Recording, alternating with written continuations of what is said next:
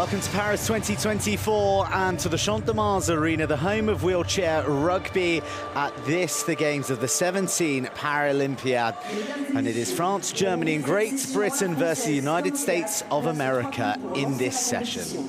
Ladies and gentlemen, in order to open the session with a French touch, as in theatre, it's time for... Well, this is the route to this placing playoff for both these European nations. Only France tasting victory against Denmark en route, and Germany still seeking their first victory.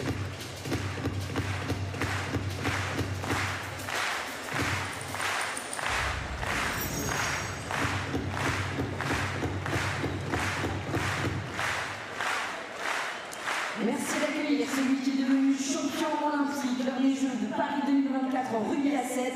Please welcome Paris 2024 Olympic Rugby Sevens gold medalist, Multiview.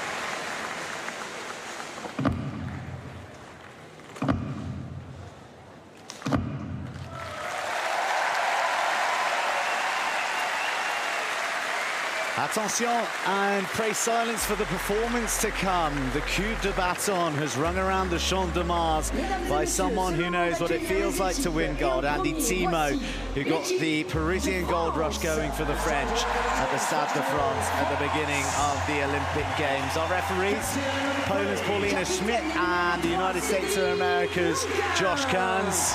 And we have our referees, and now for our teams with the hosts. France, Les Bleus, playing in Les Blancs this evening, led out by Captain Cedric Nankin and talismanic player Jonathan Ivanov.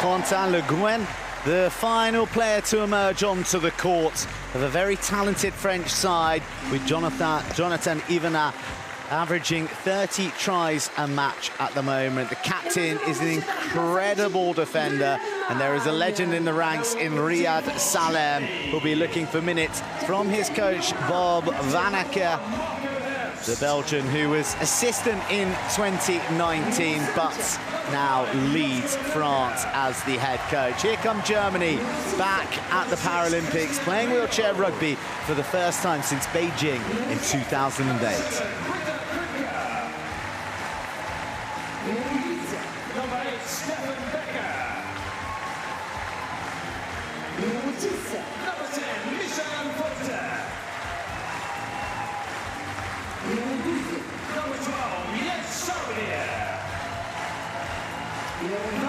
Number 20, Maximilian Stotz.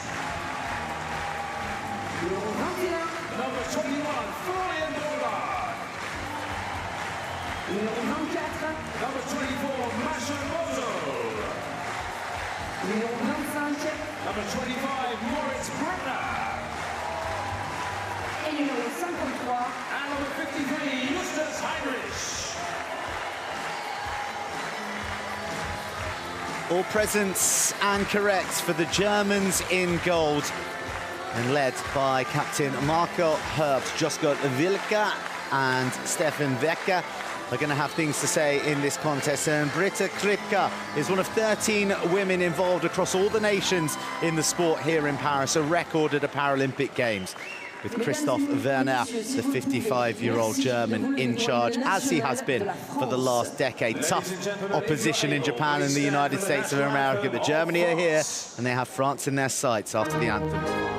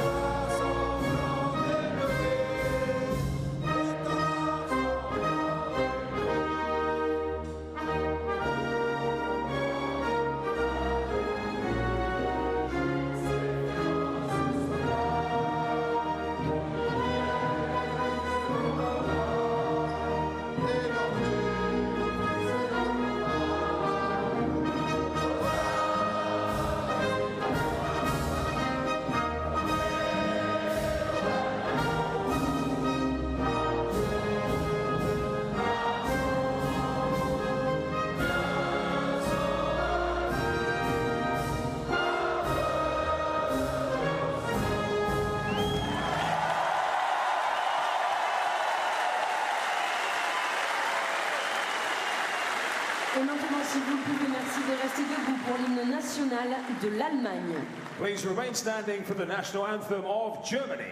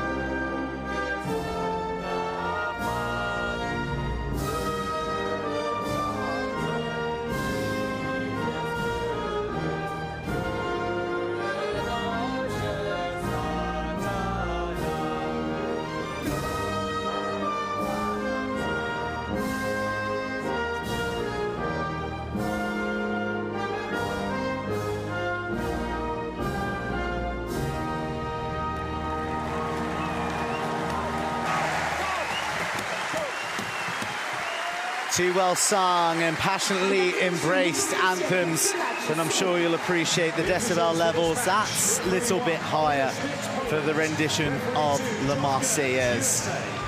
A privilege to be in any arena when hearing the host nation's anthem sung, as we've heard rung round the capital many, many times across the weeks of the Olympics and the Paralympics.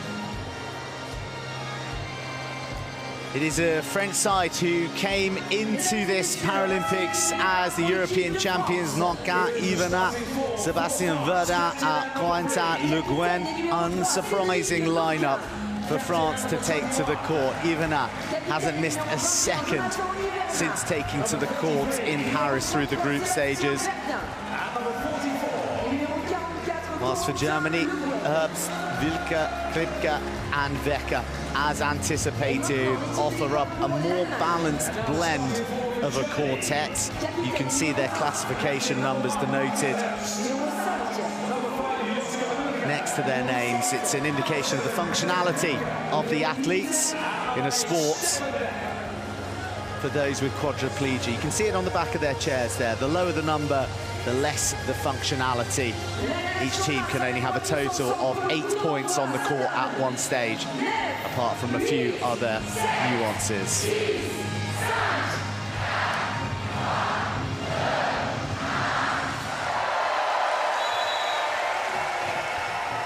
France versus Germany is underway at the Champ de Mars on day 4 of the Paralympic Games, Paris 2024. And Germany in goal take the early possession from the tip. And a nice long ball seized. The first try of the match for Josko Wilke.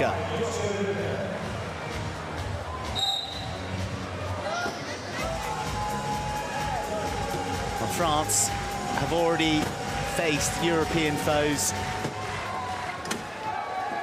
in Denmark and Great Britain. They got their campaign off to a winning start against Denmark to rapturous appreciation. Listen to this. In a high-scoring sport, you think, can a crowd maintain that level of enthusiasm for each try? Well, the answer is yes, because they've been going wild each and every time a French player crosses the try line.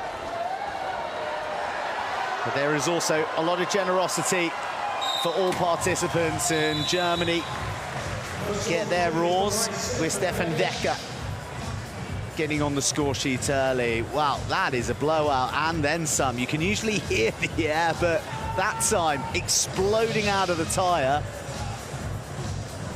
And it looks like it may have been that of Corentin Le Guen, because he's the one receiving a few running repairs to the mechanic. 60 seconds is permitted for an equipment change.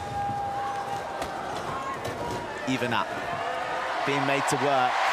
But once he is free, he is so fast. He has this distinctive scrabbling style where he wiggles and goes alternate arms in the manner in which he pushes the chair. You see it in all its glory there. He is relentless in the pace that he offers around the field of play.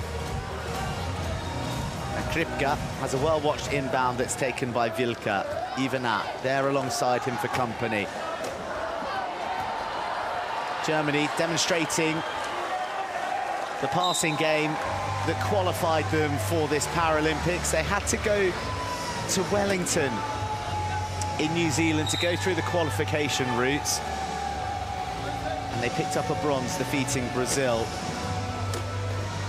in the do-or-die match. The other to get through were Canada and Australia. That's the kind of caliber that we saw down there, and well, hosts and perennial Paralympic nations, previous gold medal winners, New Zealand, missed out, which is a bit of a shock for some, but for those who've had their eye on the emerging nations, it's Germany that are well worth their spot here.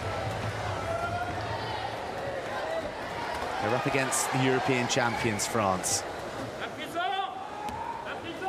who at the moment are up against 3 chairs. You can just see there at the bottom, Josko Wilke sent to the penalty box, and he's been blocked off by Le Guen. Time for the inbound. Here is Wecker. And I think Ivanat has been asked to back off. You can only be a metre close on an inbound.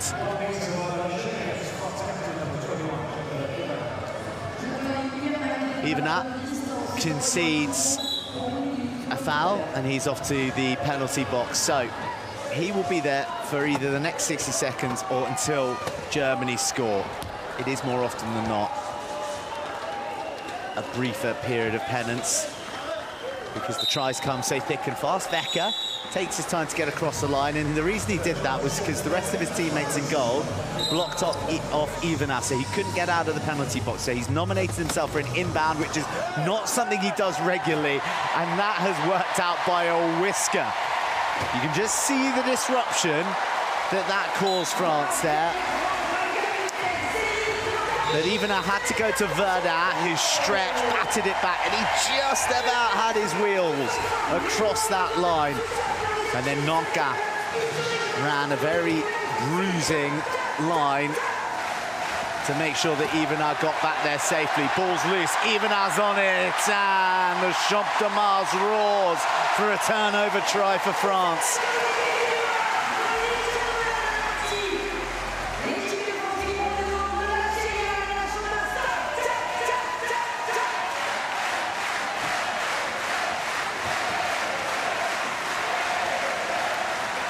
Tough going.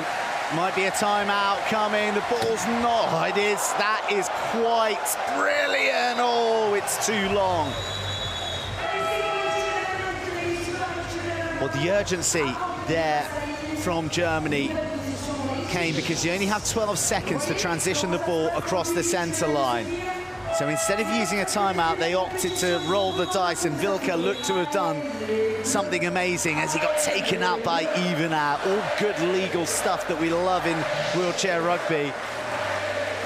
However, Stefan Wecker, whose nickname is Stekby because of where he hails from, a small place in the northeast centre of Germany, he was unable to latch onto the ball. So that is a turnover for Germany. Coach timeout taken by the Germans. And here we have the inbound, and not a German in sight because they are clustered around the key. They are saying to France, we will receive you, come and break through. Ivanhoe does weave past, and it creates the room for Verdun. Nonkin was doing a good job of locking up Britta Kripke out on the far side, and it's well worked by France. Nonkin, one of the very best in the world in defence. Well, not good enough to get past Wecker. Big hit coming in from Verdun, but the timing of the popped ball, right on the money. Marco Herbst, who has applied his time on the water polo field. Field? Pool. Still a field of play in sorts, but said that the skills that he learned as a water polo player have been so useful for transitioning across and applying to wheelchair rugby. We're going to lose him there because he's a little bit too physical. Can't be as physical as you are in water polo. You see a reaching foul there. You can grab the ball, you can look to steal the ball, but you can't make contact with the opposition body or arm, and that was a bit reckless. He too spent some time in the penalty box as Ivanhoe gets some fresh air in the wheels.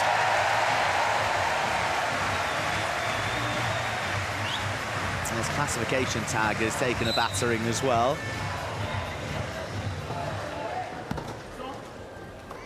Scoops it up. This will be a case of when France scores. See Nankan there in the bottom is looking to block off the captain. He's one of the danger men, the highest classification player, 3.5. So now he is inbounding. So there isn't a 3.5 classification player on the court. Instead, he goes to Kripke, transfers it back to his captain. It's good work, but it's hard work. And the timer is going down. The big Hail Mary gets launched, and again, too much on it for Wecker to reel in. A lot of stuff going on there. It was all from the penalty. With Herbst throwing the inbound, it meant that the points that were on court available to him. Oh, a rare error off the wheel from Ivanhoe, but he manages miraculously to hunt down his own ricocheting loose ball. Well, that's not out of the textbook.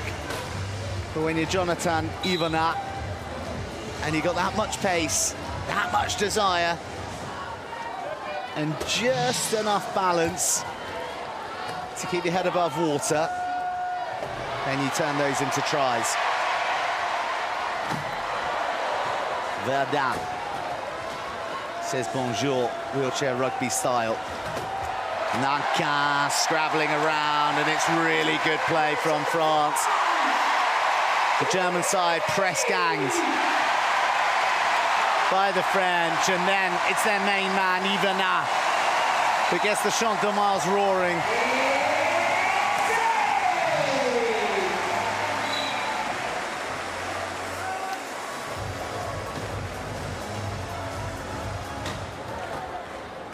Time was running out on the possession. It was a half dribble, half pass to the captain Herbst, who is reaching back, and he is being swarmed upon by these French jerseys at the moment. It is an uncomfortable period out there with Nankin and co rolling around like playground bullies.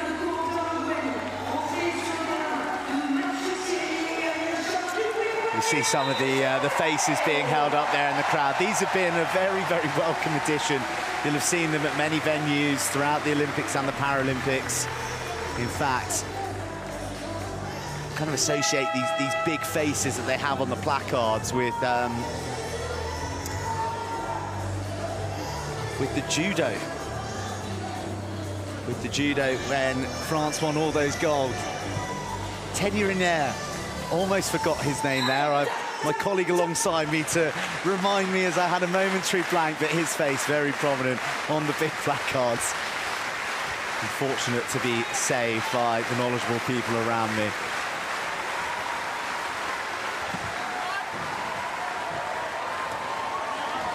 Herbst gets blocked off by Thierry. Now Herbst is looking for help. Shot clock ticking down. Kripke arrives, and that's really nicely done by the woman who made her debut at the Euros in Finland back in 2015. Sebastian Verdun's going to cruise down the other end and score an easy try as Germany go over the top. And that is the antidote to a high press defence. We saw all those gold jerseys up there pressurising the Germans, the French, I beg your pardon. And the way to get around that is to have someone who can inbound a long way. So France went over the top and Verdun did the rest. Beautiful chair control and timing of the pass, but Kripke wasn't quite able to extend.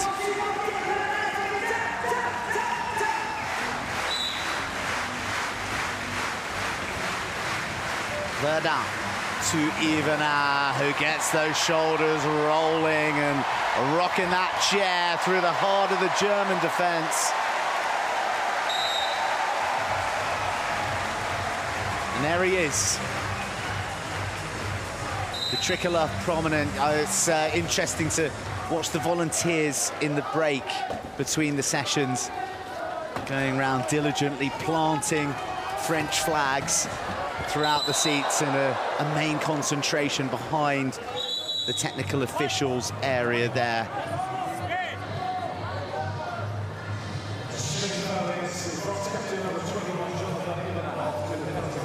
Jonathan Yvonne is being dispatched to the penalty box again. He's caught Joshi Vilka behind the axle of the chair. It's a spinning foul. Upended, but now up and on the ball. He goes to his captain, who plays for VfL Galsdorf. I'm sure everyone at home are going to be tuning in and cheering on this history-making German group. Every single one of them making a Paralympic debut. There we go, that's better from Herbst, who picks the pocket of Yvonne, then Verdun swoops down low so bravely as well, with the chair of Herbst coming into his periphery. Herbst swiping away. And then we see the strength of the power of Verdun to accelerate away. Turnover, Verdun at velocity. And this is a masterful opening period here from France. They lead by 6 already.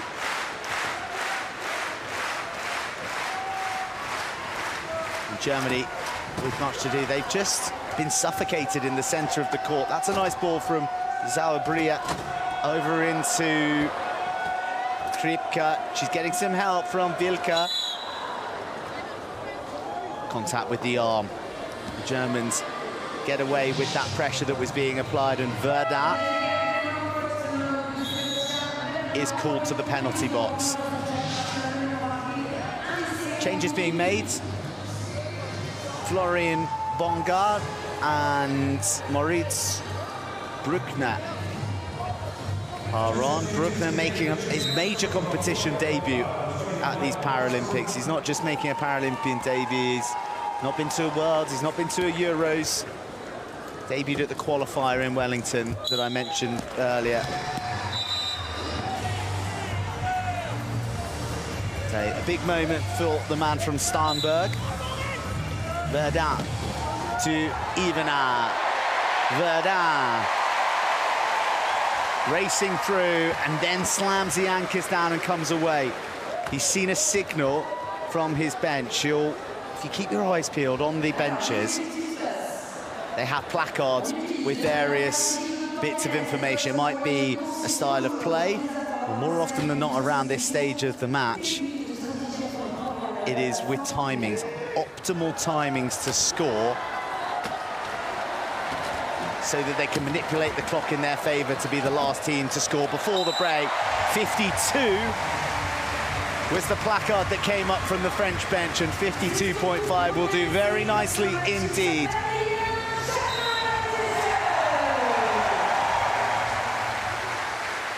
From Adrien Chalmat. One of the greats of the French game. He's been at every Paralympics that the French have contested. And that is just 4 as well. They've risen over the years. Germany and Sweden were ahead of them in the European pecking order, but now France very much one of the best in Europe. Well, they are the best, according to the Euros. And here they are, with the clock theirs to use as they will. They'll seek to score the last try. Evenaar goes all the way to the key, then puts the handbrake on. Looking to delay the scoring of the try as quickly as he could.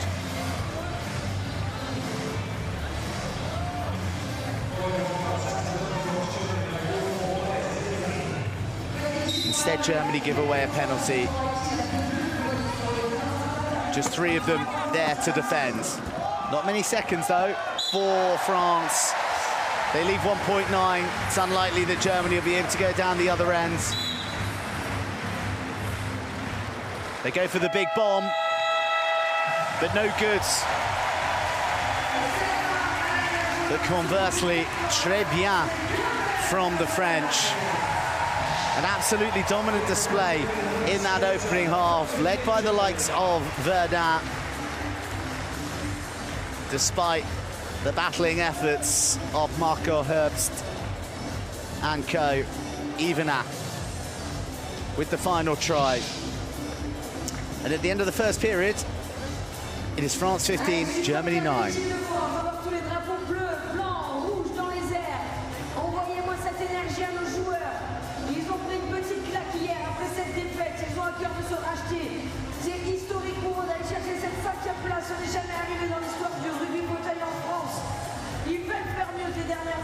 Ça passera par une victoire dès maintenant. Avec votre soutien, voilà, faites-moi voler ces drapeaux, c'est magnifique. There is the tale of the period in statistical terms. Steals and turnovers proving significant in the makeup of that 6-try deficit. France leading Germany 15-9.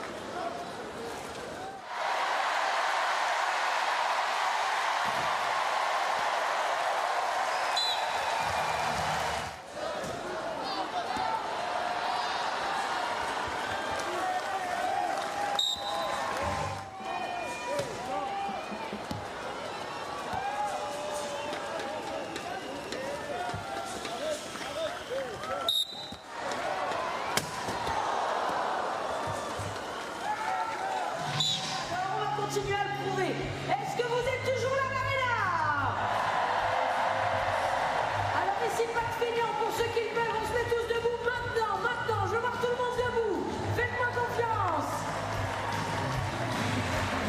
They've done a fabulous job of getting the vibes pumping here at the Champ de Mars as we are under the eye of General Joseph Joffre.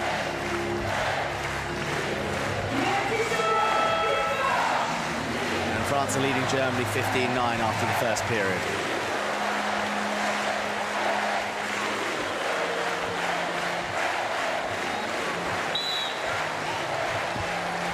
Play back underway at the Champ de Mars for the clash of France and Germany in the playoff match for the wheelchair rugby at Paris 2024. France in white, bossing proceedings so far. Looking to extend with the first possession.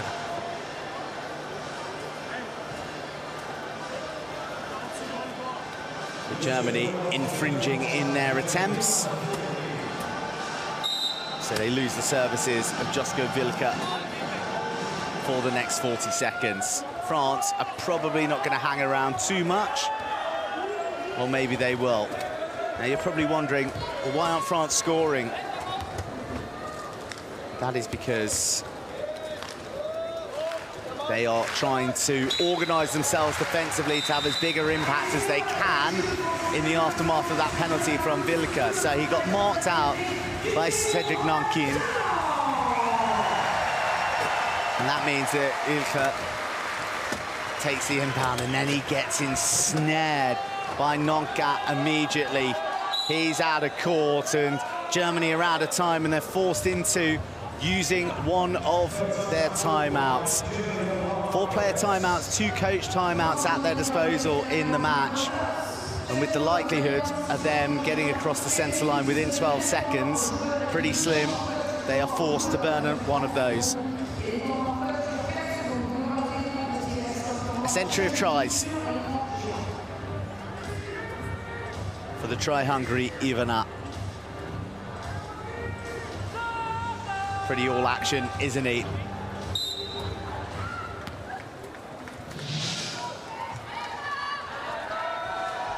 France run a key defence here as Germany build and look to strike. They send in their lower classification players.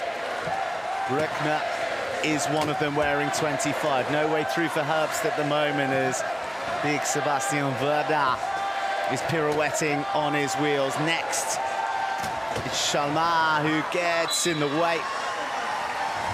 Jalan, I beg your pardon.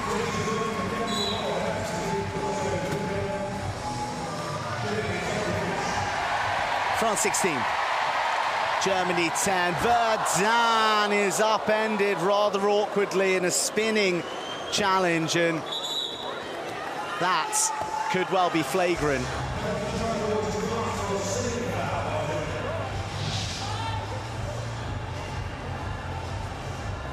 So if you're new to wheelchair rugby and you're looking at the dented and battered chairs, and you've seen a few of the hits that have gone in earlier, you're saying, well, what's wrong with that? They've been trying to upend each other all game. We can't hit a chair behind the axle because it unduly influences the balance. If you hit someone front on, then it's all good. Honourable contact, if you will, but certainly not at pace, not behind the axle. And Wilke is able to be on court and score because a penalty try was awarded. And he finds it nice and easy. 17-11. Mid and a half of the second period play. Jalin. Third Paralympics for this man. Releases the ball to Nankin. 1-2 with Jalin. The French love the flowing passing game of their team on court. And it is Verdun who finishes the job.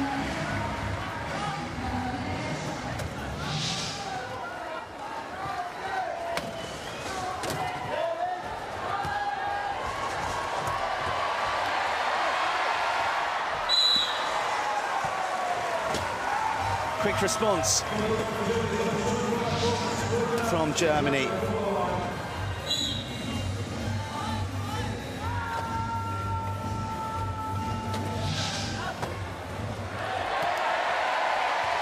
But even quicker from France, it's trading tries at the moment.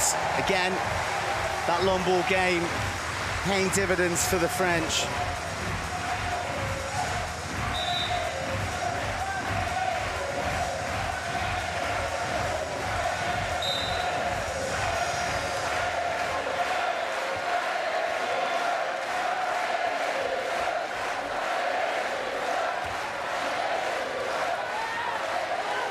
Well, the host nation has truly embraced the sport of wheelchair rugby. There has barely been a seat in the house. And the Lele Bleu rings round as the French look to repel the Germans.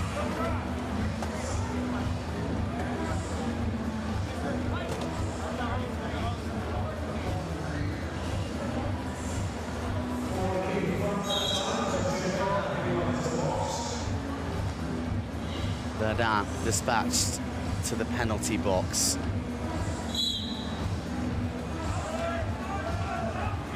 Bruckner looking for the in. Finds Wilke, who goes to his captain. And with 3 on courts, it should be pretty simple for Germany to score here. They'll decide when, as Bongard has gone to lock in Sebastian Verdun. So Verdun, who is a 3-point classification player, heads to take the inbound. So a mismatch on court here, and almost a steal from the Germans. It was well juggled by Rodolphe Jalon, and then Verdun recollects it. Cruises home. Jarlan, like many of these players, sporting the rouge et noir, the red and whites of Stade Toulousain, arguably the greatest rugby city in France across any discipline of the sport. That might draw some ire from some other areas of the south of France who are tuning in, but Toulouse, so synonymous with the sport of rugby and providing many of the players here for France in the Paralympics. In fact, the first ever French Paralympic wheelchair rugby team was largely based out of players from Toulouse.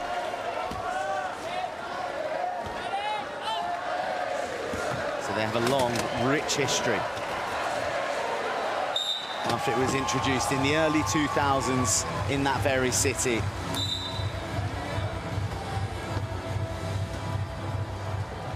Jarlan being harried, manipulating the ball well. And Verdun finds Nonka, how nimble is he? Not quite enough. Verdun, though, won't miss him there.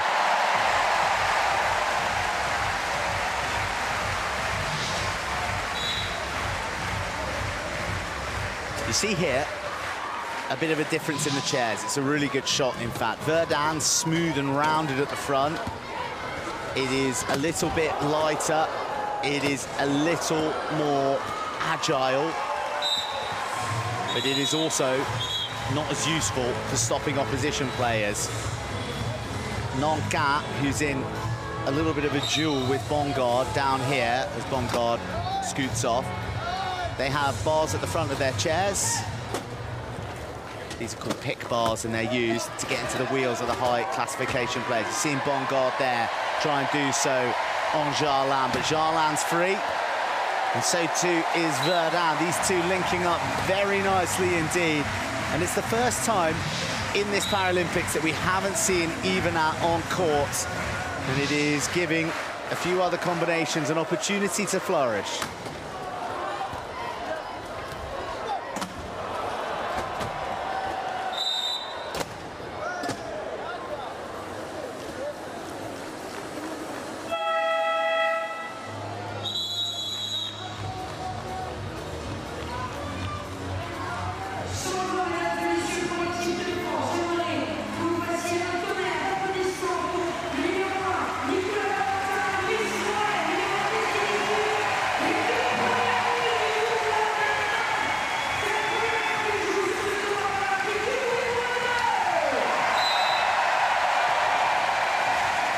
Big roars for the changes that have come on for France, and they're having an effect already, even as on the ball. And, well, you know how this story ends.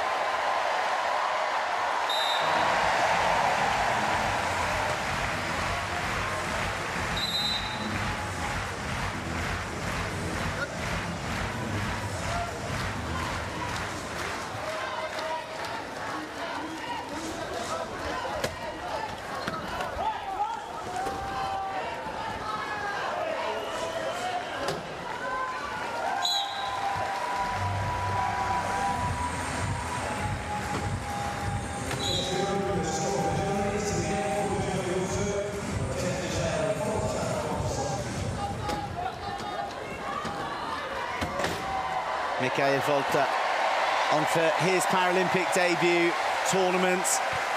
But this is Morel, his second Paris.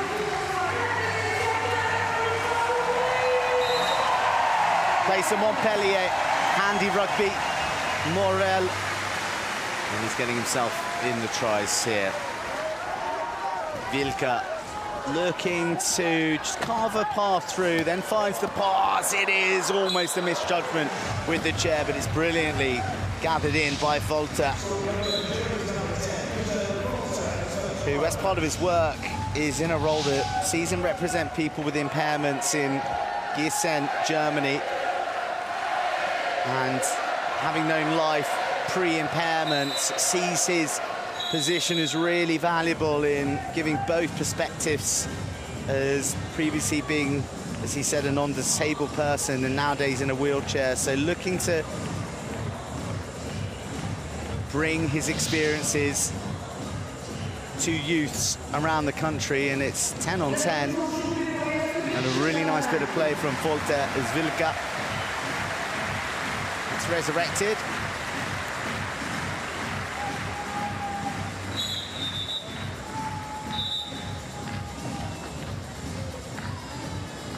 France 25, Germany 18.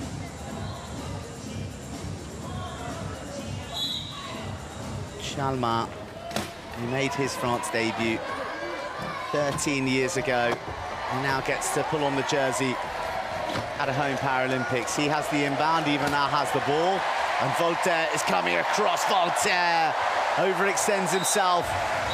Wonderful commitment.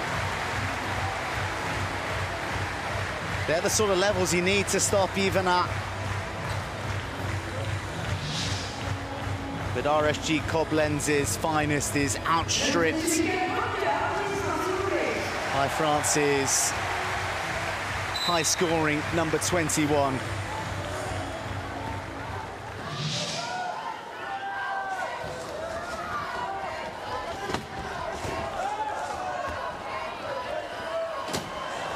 Volta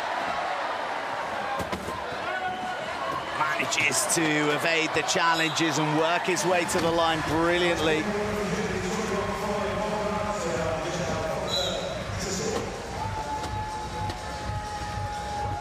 Ivanat stuck tight in his key, and it was a tricky pass. It was too tricky for Brice Morel to take. So, a little turnover try for Germany, who eat into the deficit, which now is 6. And they could force France into a timeout here.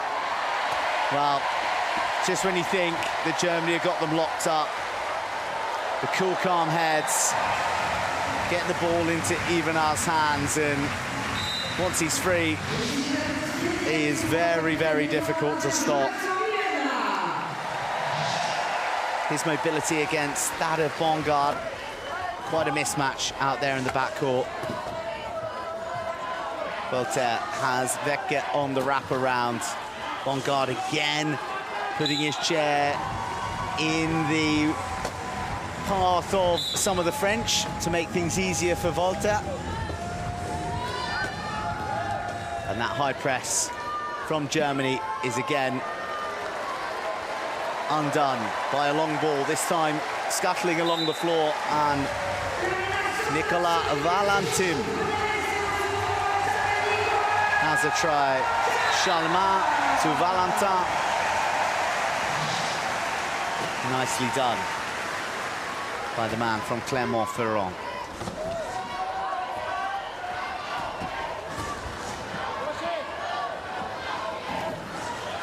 Germany have found their groove. It was a sluggish start in the first period, and it's one that's going to see them chasing this for the rest of the match. There is the signal. 52 seconds. That's when France want to score. They want to do so that they can put themselves in a position to be the last to score before the end of the quarter. Remember, each possession for a team is 40 seconds long. So if they score with 52 seconds remaining, then were Germany to use all 40 seconds to get their try, France will, in theory, have 12 seconds.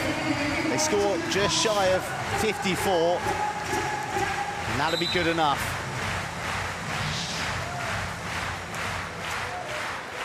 The options for Germany here are now to delay their score and back their defence to keep France out, or they go quick, just as they've done there,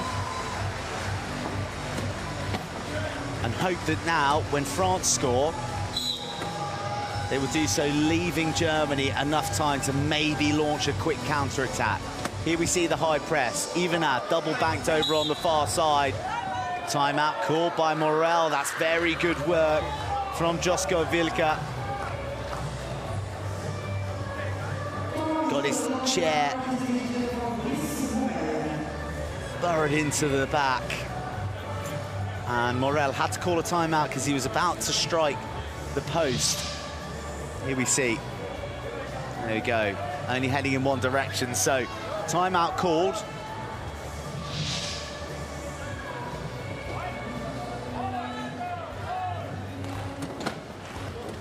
France's first timeout of the match. Chalma to Ivanat. Just lifted over the top to Morel. Chalma takes out Bongard.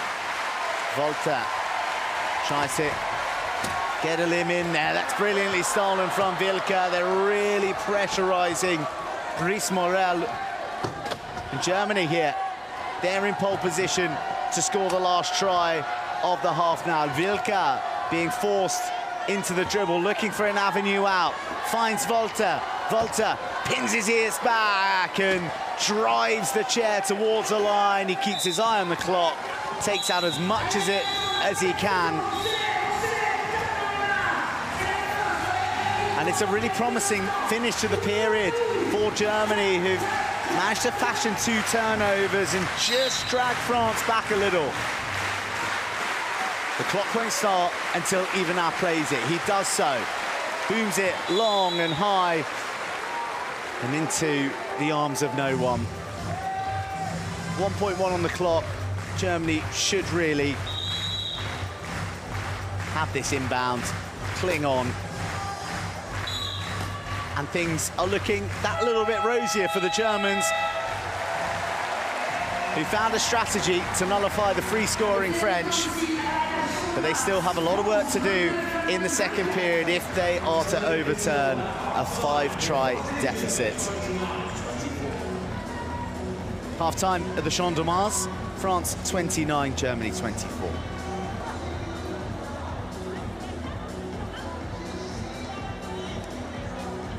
Allez, supporters de l'équipe de France, j'ai une très bonne nouvelle pour vous. Depuis ce matin, c'est une véritable moisson qui est en train de réaliser l'équipe de France paralympique. Nous en sommes désormais à 6 de plus.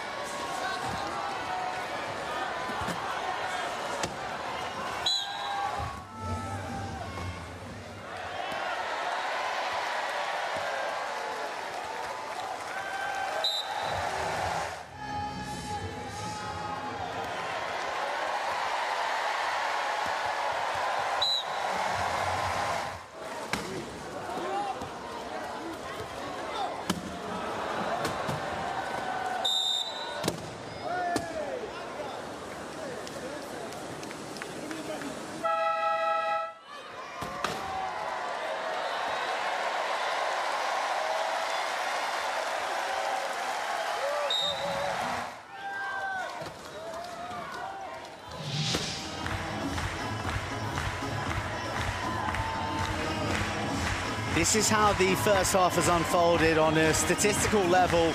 As you see, fouls pretty even out there, and Germany upping the steals late in the game. But as far as turnover is concerned, that's where France are profiting, and that's why they lead at the break.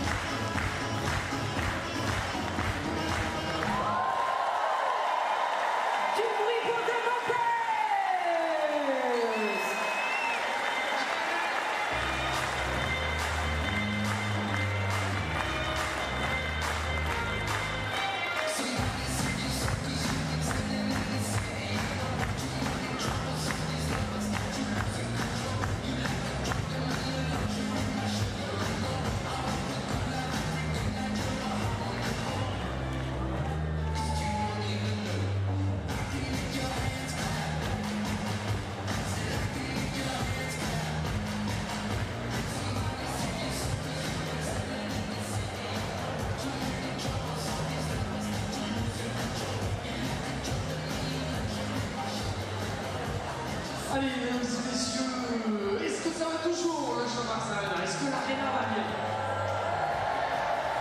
Bon, vous m'avez l'air un petit peu crispouné. On a refait, est-ce que ça va? Alors, si ça va, vous allez m'allumer toutes et tous vos téléphones portables, mesdames et messieurs. Switch on your flash on your smartphone. Il doit y avoir 7000 téléphones allumés. 7000 téléphones allumés. Vous allumez. Pour l'instant, il y en a que 2200. Ouais, on est pas mal, c'est très bien. Ouais, là vous êtes bon, vous êtes très bon. On va faire un truc maintenant, vous allez le mettre sur votre genou de façon à ce qu'on ne voit pas la lumière. Et attention, on sort la musique dans quelques instants. Le monsieur va vous dire hop, on vous dira hop, vous ferez hop, et après vous ferez table, et ainsi de suite. Ok, on démarre en bas, Let's go, music teacher. I said, are you ready? Est-ce que vous êtes prêts? Lights up, lights down. C'est bien ça. Lights up, lights down. Lights up, lights down. Tranquille. Lights up, lights down. Up, down, up, down, up, down, up, down.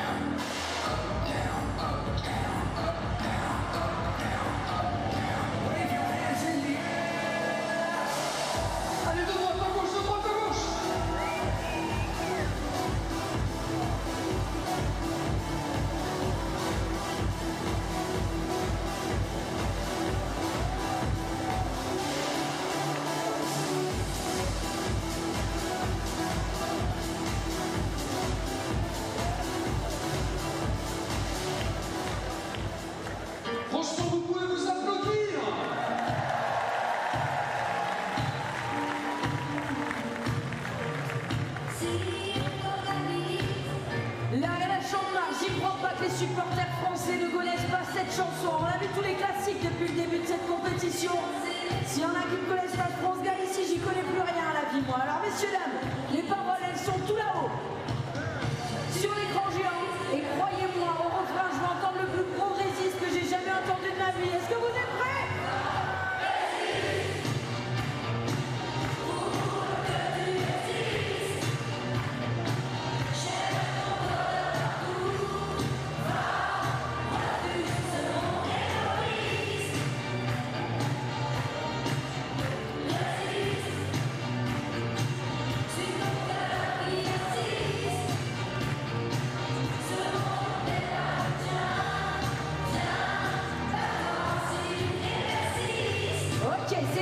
C'est pas mal, je suis sûr qu'on peut faire encore mieux.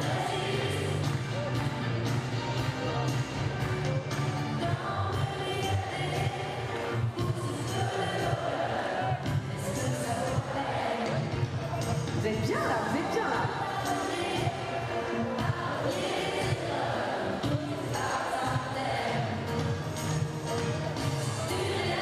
Allez, attention l'Arena Champ de Mars. Qu'est-ce qu'on fait? Allez, toutes les mains.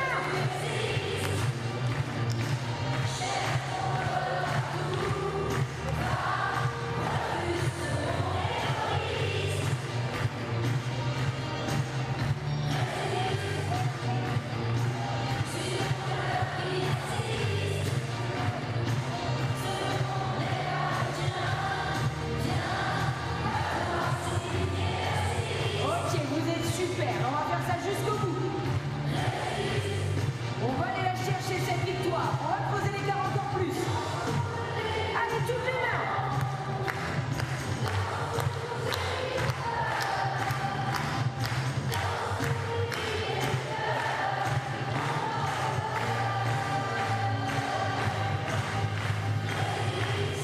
Attention.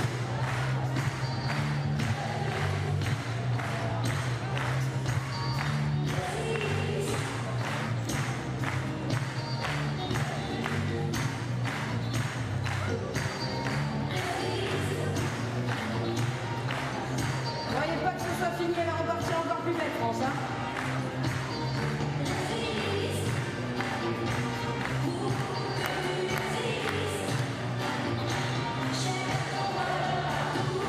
Vous avez compris que c'était maintenant? Ouais.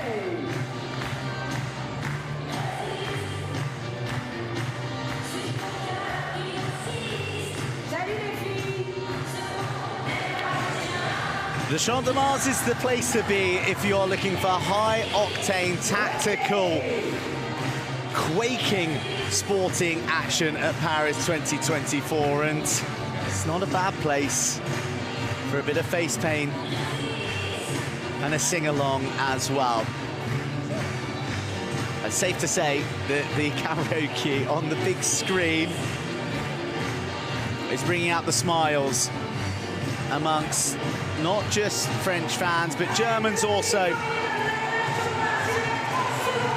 who are a small but mighty contingent at the Champ de Mars today. Placing playoff here at Paris 2024, France 29, Germany 24, with the second half to come.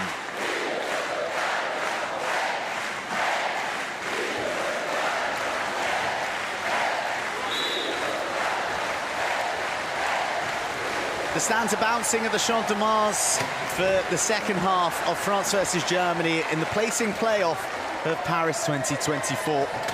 The hosts lead the Germans by 5 now after Sebastian Verdun picks up where he left off. An impressive opening first half from one of France's high pointers. Plays his rugby for the CS Nuitant Black Chairs, but has also spent a bit of time in Texas as well. Lots of players. Oh my goodness, that is an awkward fall. And that was a combo of speed, contact, and just a bit of awkward wheel positioning. As Vilka looked to slam the anchors down and stop himself from going out of court. Instead, it was Valentin who went cartwheeling across the back line. But he's up and welcome back with applause.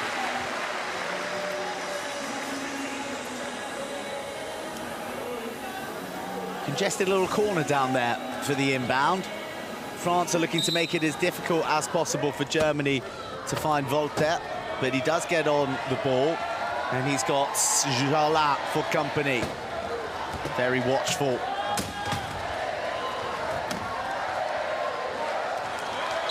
But Germany find a way. Vilka,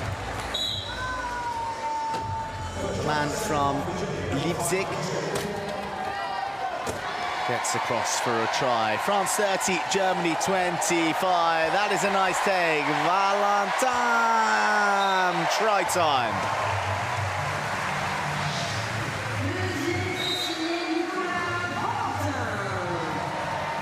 Nice bit of symmetry within the French side. Valentin, age 30, was introduced to the sport by his now teammate, Adrien Chalmat, who came to his school to lead an exhibition on the sport. And after meeting and seeing him there, he then took up the sport for real, and now he's a double Paralympian alongside the man who's in his fourth.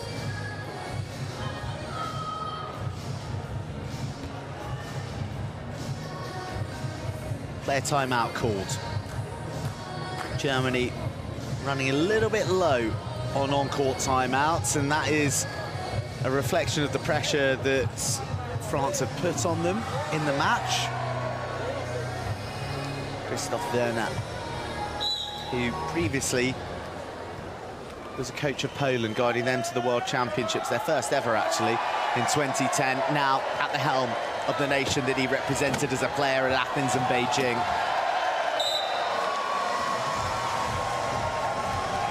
Wilke, the two-point classification player, really leading the try-scoring charge for Germany. Valentin can't reach it. Might get a second bite of the cherry. Wecker arrives on the scene. Wilke. Takes his time. Scores a try. Well, look at that. Germany to within 4. After a sluggish start, one where France were utterly dominant and stretched out to a 6-try lead at one stage. Now they're the ones fighting for their own rhythm. A few verbal pleasantries exchanged.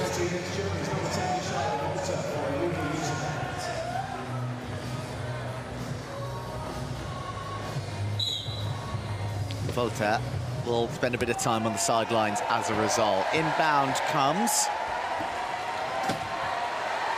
from Le Guen. Voltaire's going to get locked up in there, so he'll have to nominate himself for the inbound, and he's a 3 classification player. Well,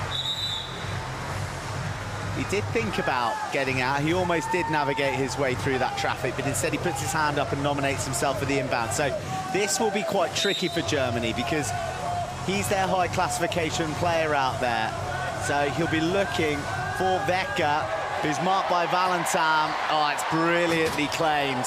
And before he knows, he's got 3 French chairs around him, but he's got a cool head, hasn't he? Stefan Wecker, who was scouted to the team by Jens Sauerbria, who's wearing 12 today.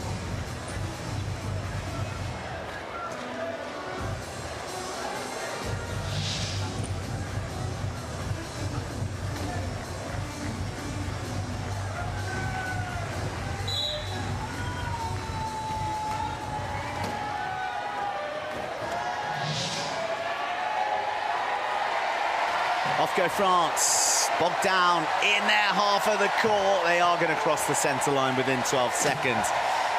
And Jarlan will make it count by weaving through into the key. And that's a bit of a pressure release for France. It's not all going their way at the moment.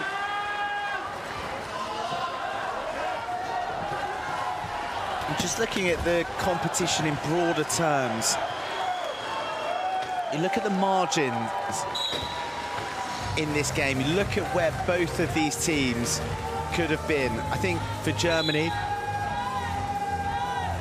one can say respectfully that their major achievement is being here. This is the first time in 16 years that Germany have been at the Paralympics in wheelchair rugby. There is more growth to come from the squad, and there's more memories to make. There's some youngsters in there in Mosel, Brechner, and Heinrich, early mid-20s.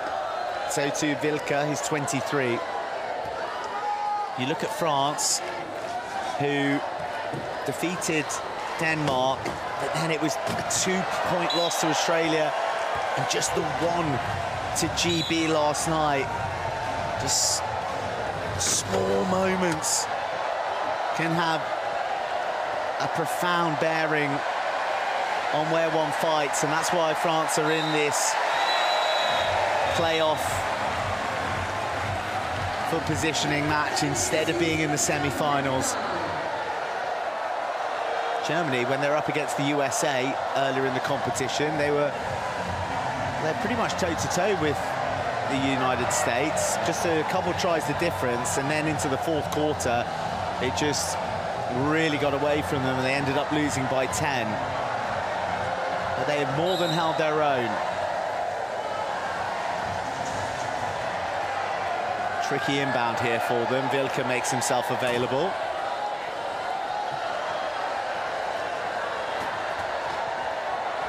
Almost loses balance. Wilke doesn't get it at the first swipe, and then Jarlin makes absolutely sure that he doesn't get it on the second bounce. Turnover to France.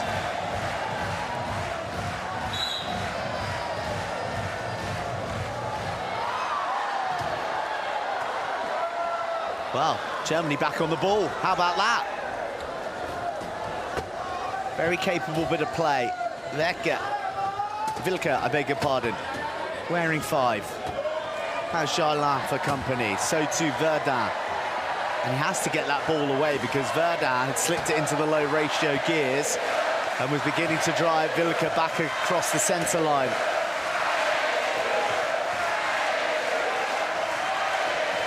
A lot of jousting around the key. Shot clock ticking down. They're in a rush, and the combination of Wilke and Bongard lose the ball as Voltaire went over the top. Brilliant steal from Voltaire, arching back, and then through the pass just as Bongard and Wilke began to turn away. Lost in that no man's land between his two teammates. The 3 turnovers in less than 60 seconds. Can France get away safely this time? Bit of a forklift impact there from Wilke, and Verdun is first to the bounce. A lot of hang time, bit of spin, and it sits up nicely for France's 33.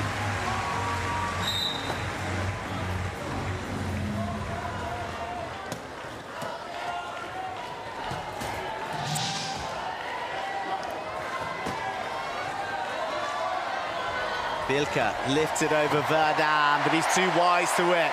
Beautiful swipe away, travelling left, palming it right, teammate on hand, and then Verdun, the thief, the creator, gets to become the scorer and complete his little defensive masterpiece.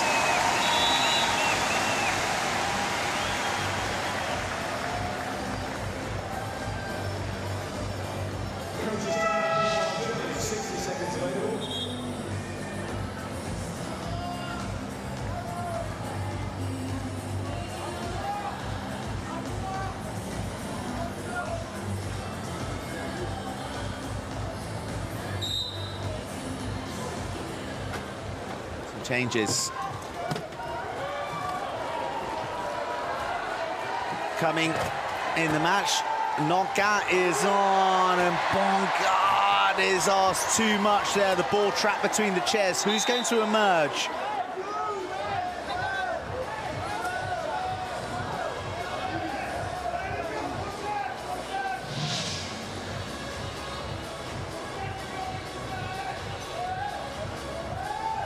Well, it's a hell ball there. He had 2 Germans, 2 French squabbling over it, and the referee's deeming that it's not going to come out cleanly, and you can see right there, locked in between the arms, that the possession was with Germany, so they are the ones who get to claim the ball back. But as a consequence, it means that the fourth quarter will start with the ball in French hands. Should everything remain the same, if there's another held ball, then things will change. But that is a mini turnover.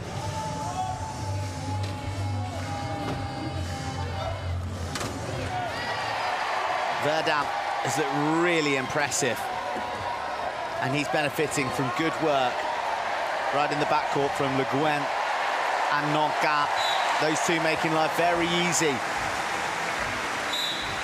Trapping Marco Herbst, who's still out of play because Nankat and Le Guen got him locked in the jaws of their chair. Oh, this is a tricky spot here for Germany. Timeout called. So the situation there was Moritz Bruckner, who is a 1.5 class player, had both Sebastian Verdun and Jonathan Ivenat around him, and the functionality of him meant that there was no way that he was going to get that ball safely away, so he was forced to take a timeout, which is the last of all of Germany's timeouts, incidentally. And it means that they will inbound with the shot clock at 28.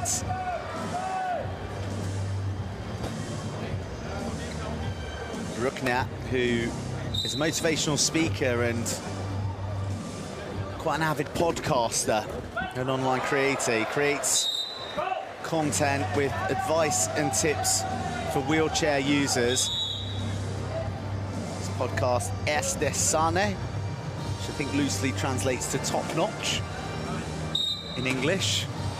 My German isn't perfect, but that inbound is top notch into the hands of Wilke. France are really turning the screw at the moment. They are making life incredibly difficult. Wilke almost sent in reverse across the centre line. Finally, Herbst on the ball. You feel like he's been starved of it of late, and just as he claims it, he's then all locked up by French chairs. He surges to the line, and while he reaches, the buzzer beats him to it.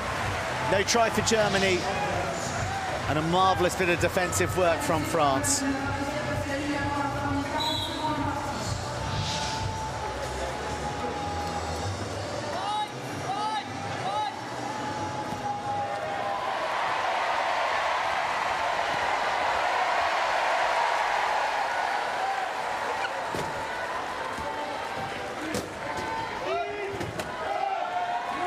Ivenat, one eye on the clock.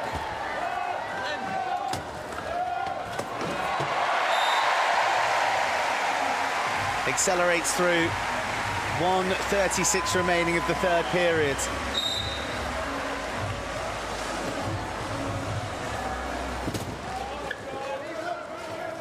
Wilke to Bruckner. He finds his captain Herbst, who has Ivenat for company. Wilke has Verdun. Those two are working so well defensively, but that is a beautiful ball right into the path of Bruckner. And even the terrier-like defense of Verdun and Ivenat unable to keep the Germans out. Oh, is that lost on the inbound? 52. The signal there for the French. It was, but it came off a German player last. Ivenat, where's he going to go? Long, I'd imagine, as Nankat has made himself available. Oh, how about that? Ice in the veins. He's having a laugh as well with Wilke, who clattered him as he squeezed the pass away. Look at this. The coolest customer in the Champ de Mars.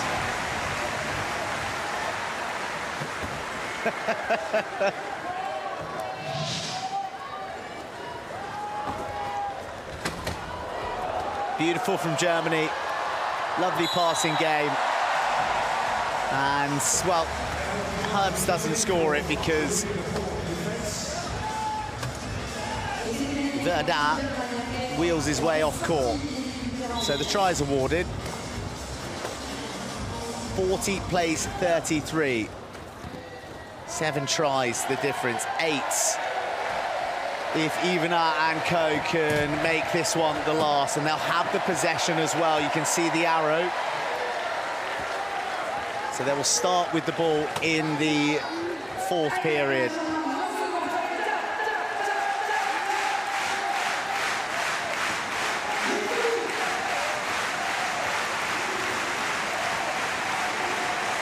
Ivanat now engages. He goes round the edge and he has to battle his way across the line. Bruckner was strong, long ball, but Germany won't reach it. Instead, it'll be an inbound for France from the corner. Wilke was setting off, but Verdun arrived and it meant he stood no chance. So corner inbound, Nonka goes off court before he can receive the pass.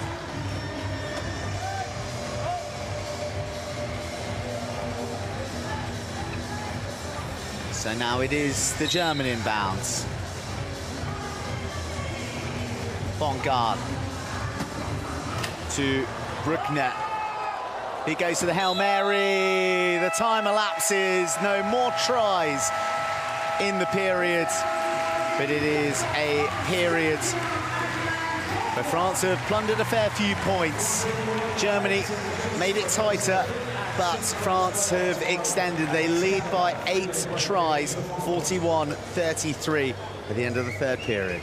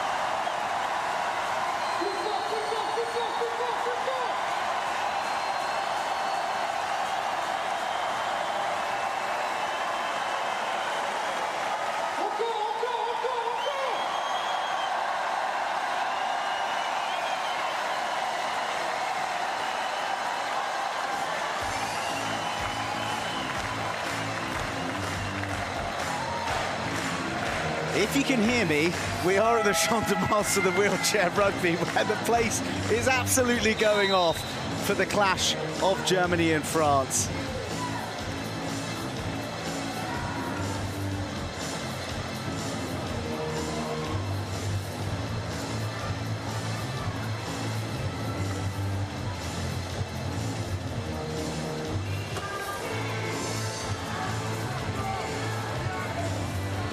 We are just waiting for a bit of additional mechanical work on the chair of the German captain, Marco Herbst.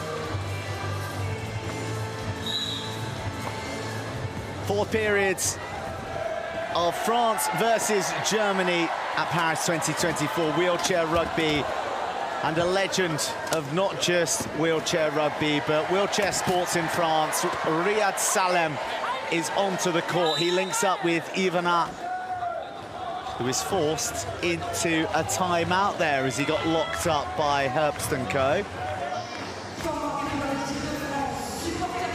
And Riyad Salem, you just see wheeling away to the bench wearing 9. His 3rd wheelchair rugby Paralympics. It's his 6th in total, having been to 3 previously as a basketballer. He was going to retire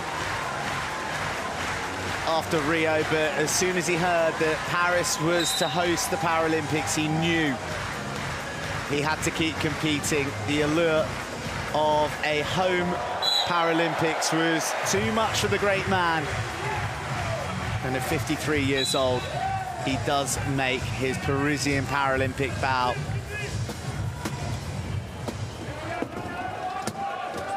He's been at every Paralympics since Atlanta, other than Beijing. That's the one he missed as he was learning the ropes of rugby, post basketball, and he's still got a bit of zip in those wheels, hasn't he? Wilke, though, who's been really impressive and just 23 years old as well. Very adept two-point classification player. 2 generations colliding. The passing of the baton in the home of the Coupe de Baton.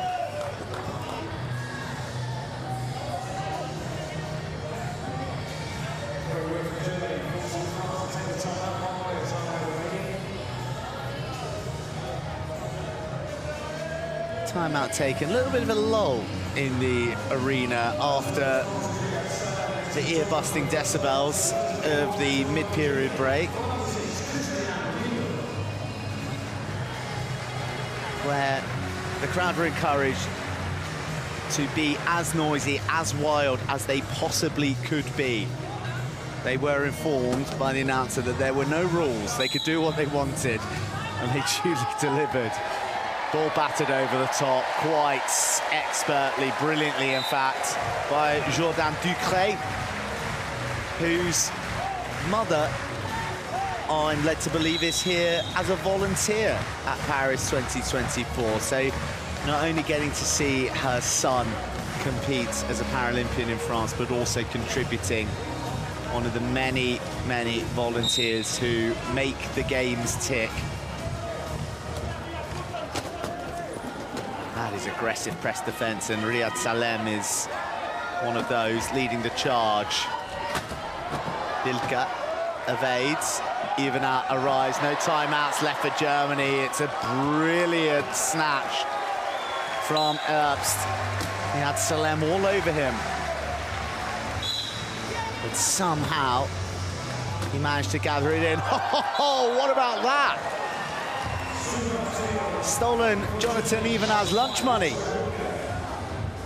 Well, check your wing mirrors next time, Jonathan. Wilke's about. Salem, Riyad Salem, oh, seeking out Ducret, Evenard's there to brush up the crumbs, and a little bit of a puff of the cheeks to say that was a close shave.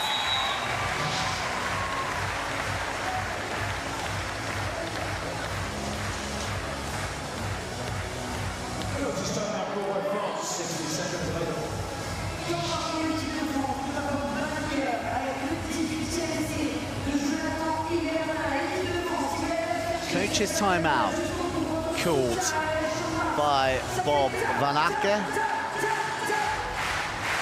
Josko Wilke knocking on the door of a half-century of tries. Made his debut in 2019. He was the best two-point classification player at the World Championships in 2022, and he is really showing why here in Paris he'd be in a good shout to be one of the best midpoint players at this Paris Paralympics. Herbst skids his way home.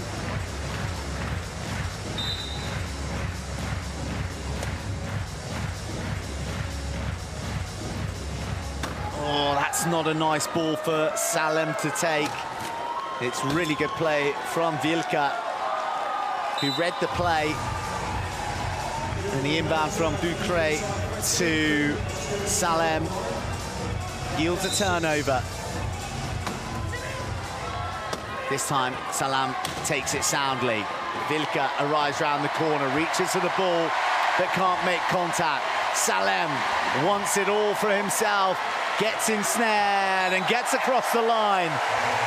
Try time for Riyad Salem.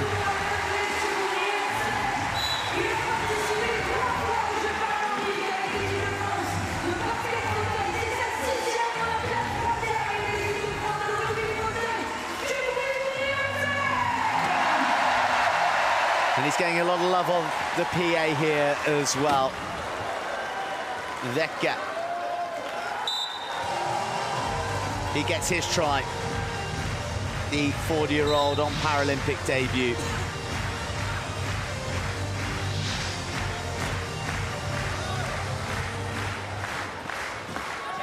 Ivana back in his key. Looking to race his way round the perimeter. He's tight on time here as he gets clipped behind, has a dribble. Oh, that was as close as could be. 28 seconds right on the margin for the 12 seconds permitted to transition from back to front. Salem. There was only going to be one winner there,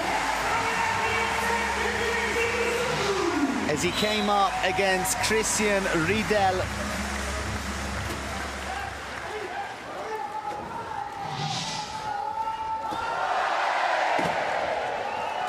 106 years shared between those two athletes there in that little one-on-one, but a few classification points the difference. That is incredible. So instinctive to just be able to tip that on and know your teammate is lying deeper. Salem is beginning to enjoy himself, and he's enjoying partnering with Ivana.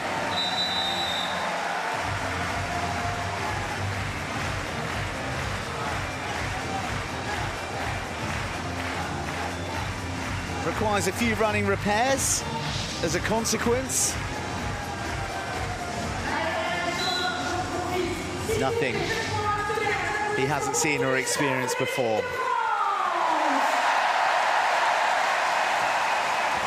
Germany to within 7 and seeking to get within a half dozen. Spin back, and the captain just about wrangles that ball that looked like it may stampede away for a moment.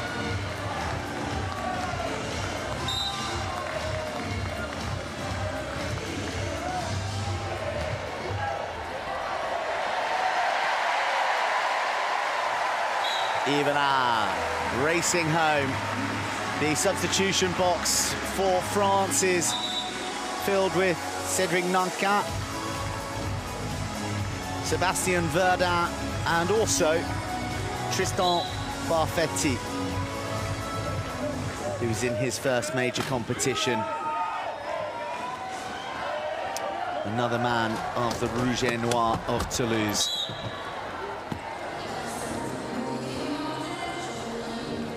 Jonathan Ivana is penalised for contact with the arm. And as he does so, the trio of would-be replacements make their way out of the substitution box.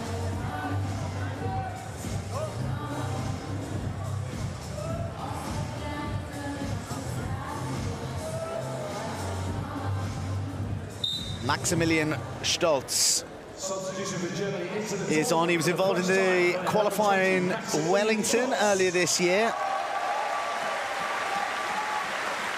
But this is his major competition debut. No previous Worlds or European experience, and he is charged with blocking. France's main man, Jonathan Ivana. Riyad Salem makes way after an enterprising cameo from the veteran greats.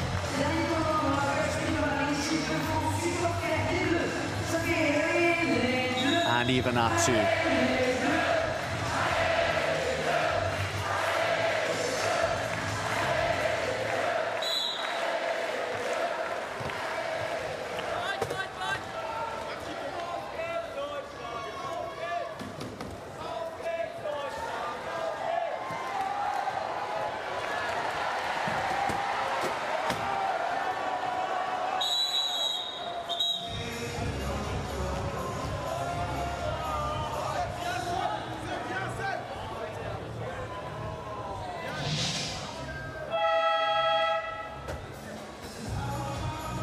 Timeout called. Pressure from the Germans.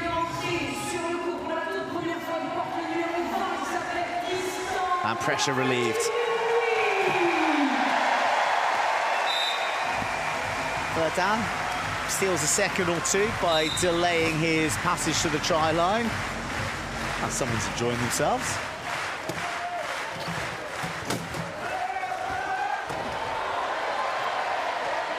No, won't get to that loose ball. Whose chair did it come off last? That's the question. And with Ducret making his way to the edge, the suggestion is it's off a German one. Oh, look at that athleticism from Herx. Managed to sort of kick flip himself up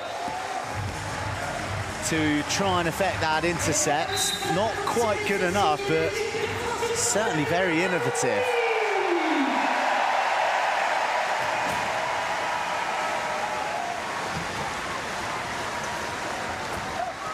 Herx looks right, looks left, then looks to his partner in crime, Josko Vilka.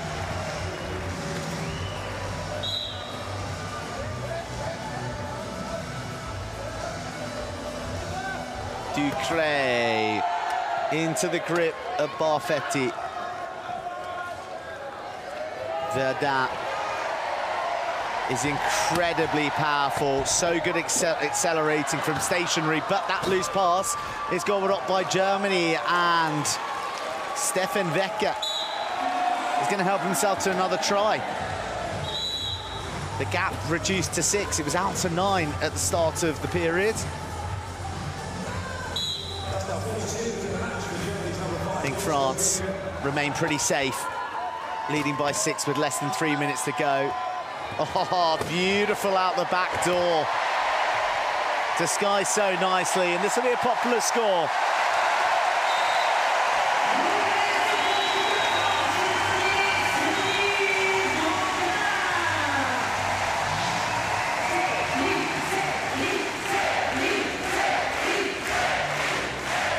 They love the French captain here, Cédric Nankin. He's a great character and a fabulous player. 51-44. Nice ball, just dropped into the path of the support player, Vilka.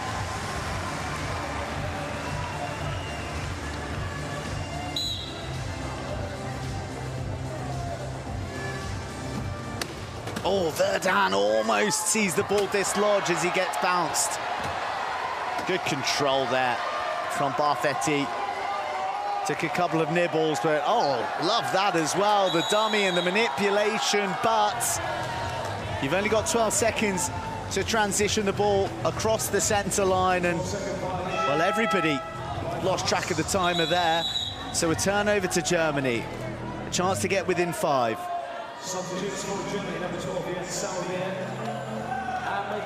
The captain has put in a committed shift for his team and the fans.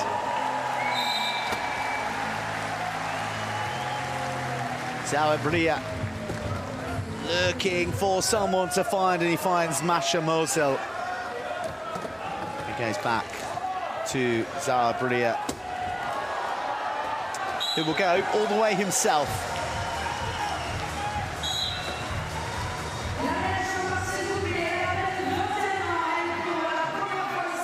Germany to within 5. Thierry, left unattended in the back court. There's an arrival from Mosel. The woman from Bremen unable to have an impact so late in the play. Puts a hand up for the inbounds. Vilka receives the ball wide on his right, gathers it in. Zauerbria, beautiful pass and move, and a fluidity to the manner in which Mosel scores. Fond memories of Paris for Masha Mosel. She made her debut at the Euros in 2022 here for Germany. And that's a big bounce.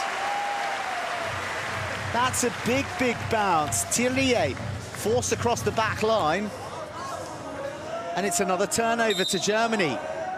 They got a chance to get within 4 here.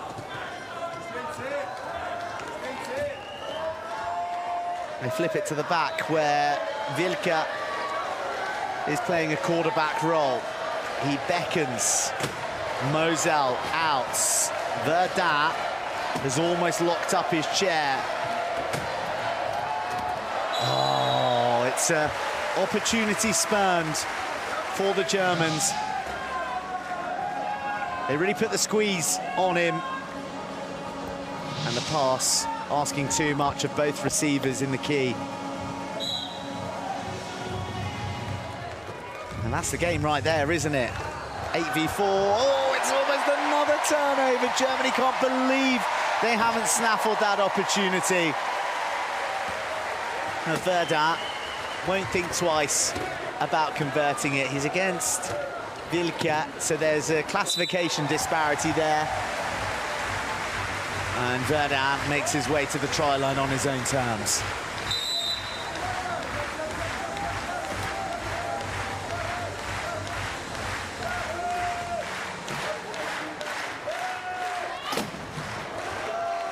Zarbria to Mosel. Mosel, she'll go it alone, no one around. It was a glance to see if she had to put the jets on, and now it's a megawatt smile from Mosel, who gets a Paralympic try in Paris against her European rivals.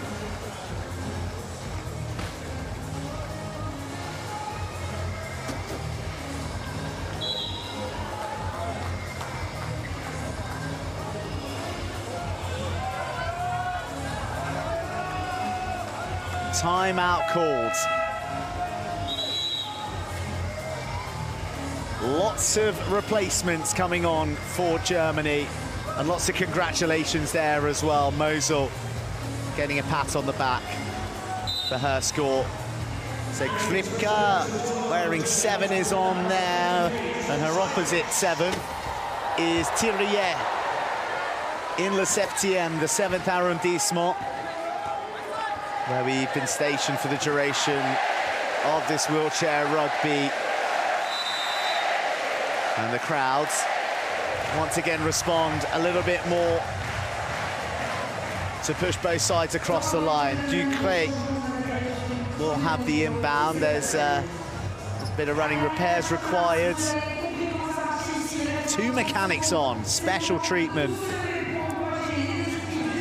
And there's Masha Mosel, 21 years old, a name for the future, and one of the 13 women competing in wheelchair rugby in this uniquely mixed-gendered sport here at Paris 2024. Clock ticking away. France looking to finish with a flourish to delight their home support. Verdun will make them wait, but it'll ultimately deliver. Tricolores flutter in the arena. Germany, can they get one last score to celebrate? It is an epic ball, but it's cut out ultimately by Jourdain Ducret. And it rounds off a very, very entertaining contest. And a contest that sees smiles on the faces of the host by and large. They'll have wished to have been in the semi-finals, but for them now, the next best they can achieve is 5th. And in defeating Germany here, they present themselves with that opportunity. Final score of the Champ de Mars, France 54, Germany 48.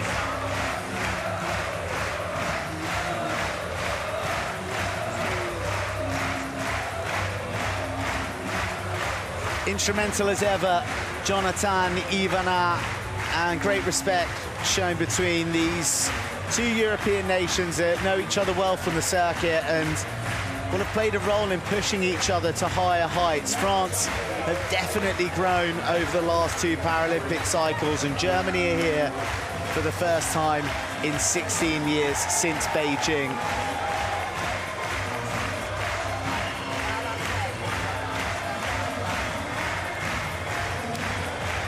And we even got to see a little bit of the great Riyad Salem, who's taking front and centre in that tricolour-coloured shot.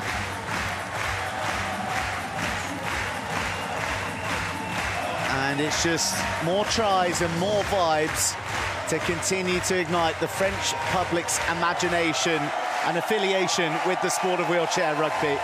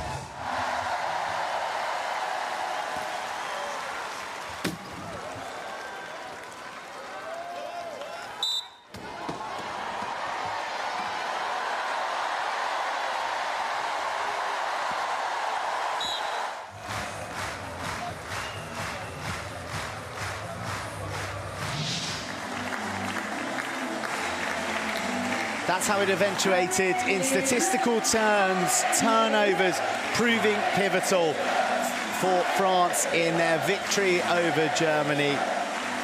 54 tries to 48.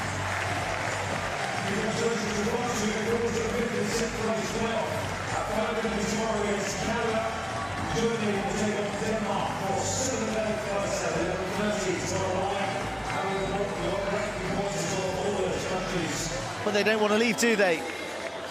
They, like us, and I hope like you, are thoroughly enjoying their time experiencing wheelchair rugby at Paris 2024.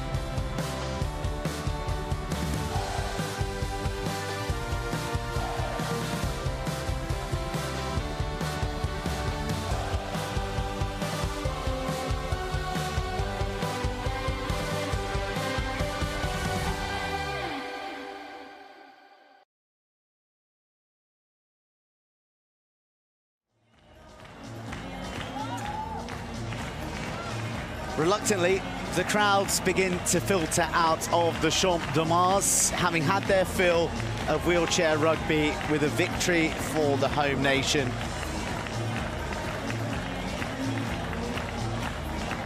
It has been an arena emblazoned in blue, white and reds. The tricolour running deep in the passions of the crowd. But a good showing from Germany, who once again leave the court at the biggest show on earth with their heads held very high.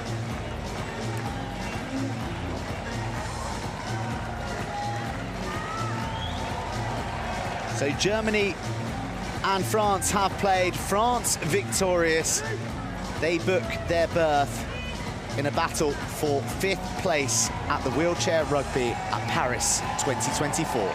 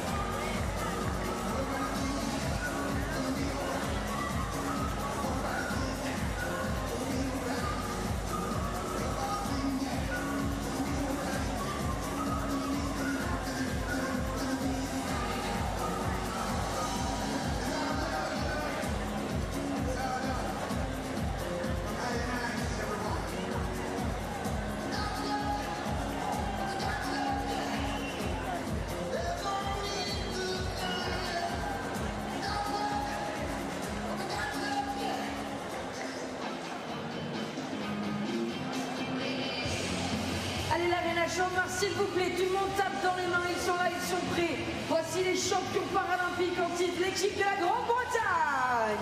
Please welcome into the arena for their warm-up, Great Britain.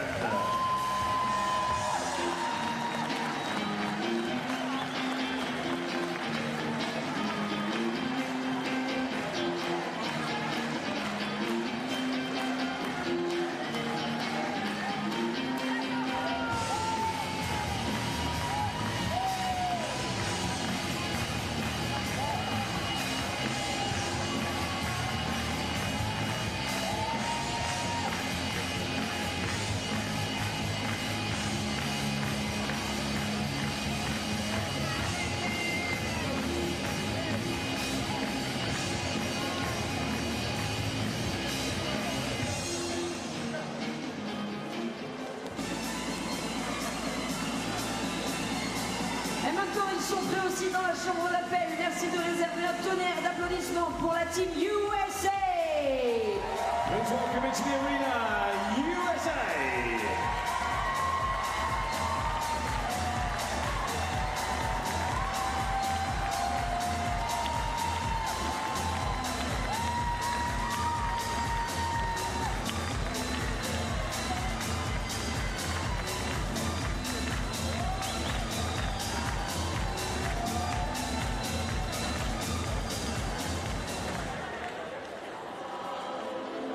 What do I say now?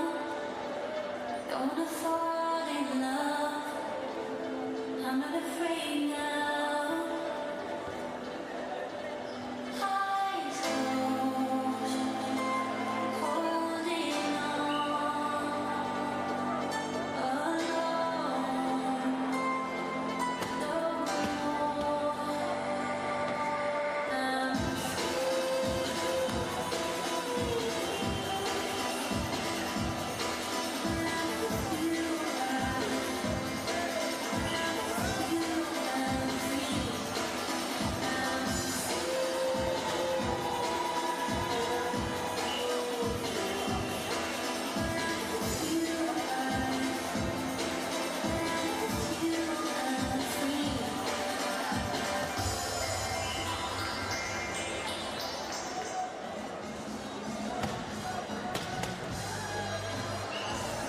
Allez, mesdames et messieurs, vous qui êtes avec nous ici à l'Arena Champmars, peut-être que vous étiez un petit peu en retard pour le début du match de l'équipe de France et que donc vous n'avez pas tout compris aux règles, ça tombe bien, on a tout ce qu'il vous faut.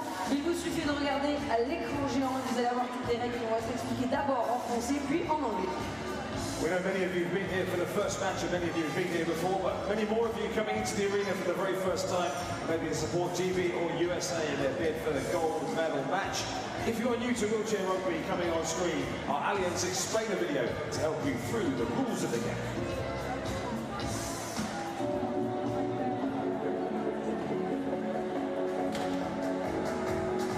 Le rugby fauteuil est un sport de contact qui combine du rugby, du basketball et du handball. Objectif, marquer le plus d'essais. Un essai, c'est lorsqu'un joueur franchit la ligne d'essai avec le ballon et de l'eau. Chaque équipe est mixte et composée de 4 athlètes sur le terrain.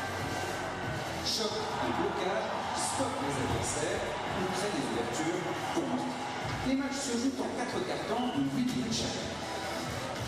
En possession du ballon, on a 10 secondes pour remonter le passé, 12 pour franchir la ligne médiane et 40 pour marquer. La pression est forte, le jeu intense. La classification des athlètes va de 0.5 à 3.5. Elle correspond aux degrés de limitation à la pratique du rugby. Les 4 joueurs sur le terrain ne peuvent dépasser un total de 8 points. Un demi-point supplémentaire est accordé pour chaque joueuse elle-même. Les défenseurs utilisent un long fauteuil muni d'un large pare-choc pour percuter et retenir les adversaires. Les attaquants utilisent des fauteuils conçus pour la vitesse et pour évoluer dans des espaces restreints. Ces fauteuils sont faciles à manœuvrer en marche. La tactique, le physique et les chutes font partie du jeu. Vivez l'impact des Jeux Paralympiques de Paris 2024.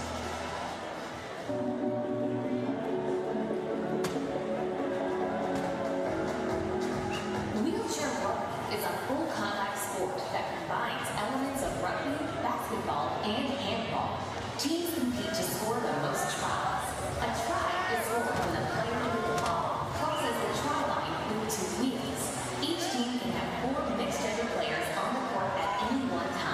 Hitting and blocking are used to stop our opponents or create openings for us to score.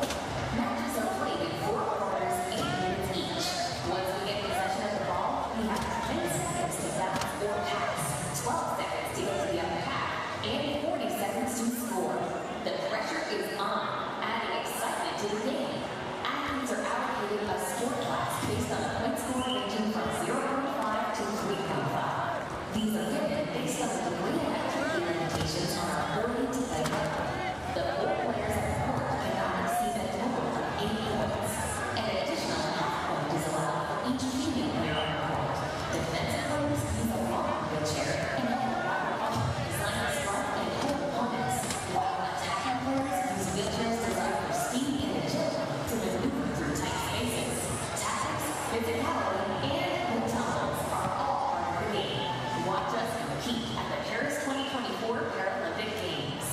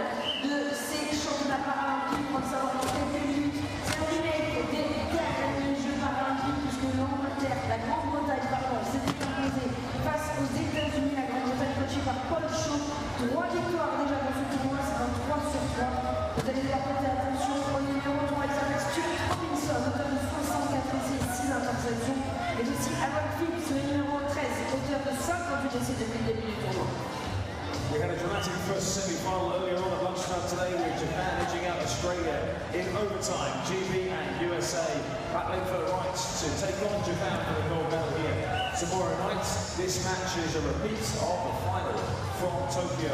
Last time around, which Great Britain won, USA taking the silver medal in the last 2 Paralympic Games. Great Britain, the defending champions, 3 wins from 3 in the preliminary round. Looking to make another gold medal match. Stuart Robinson way up in the standings with 6 steals so far, on top of a multitude of tries. Du côté des USA, coaché par Joe de la Grave, c'est 2 victoires et 1 seule défaite dans ce tournoi. C'était contre le Japon. De mon côté, médaillé d'argent au dernier Jeux paralympiques emmené par un capitaine en folie qui s'appelle Chateau, c'est le numéro 6, auteur de pas moins de 74 essais depuis le début de ce tournoi et 6 interceptions, vous l'avez compris avec le match précédent. Les interceptions, ce qu'on appelle les turnovers, sont hyper importantes dans un match de rugby fauteuil. There is, of course, a guarantee at the end of this match as well, and that is that whoever wins to go through to the gold match is guaranteed at least a silver medal from here in Paris. But it's gold that everybody wants. USA have waited 16 years for a gold medal, and I'd love to change that statistic. Chokioki with 6 steals, 25 tries per game on average as well. Well ranked number 2, USA, looking to bid to make a place in the final theirs against Japan tonight. Let's have a look back then, shall we, on the video screen right now at some of the best bits of the preliminary round stages.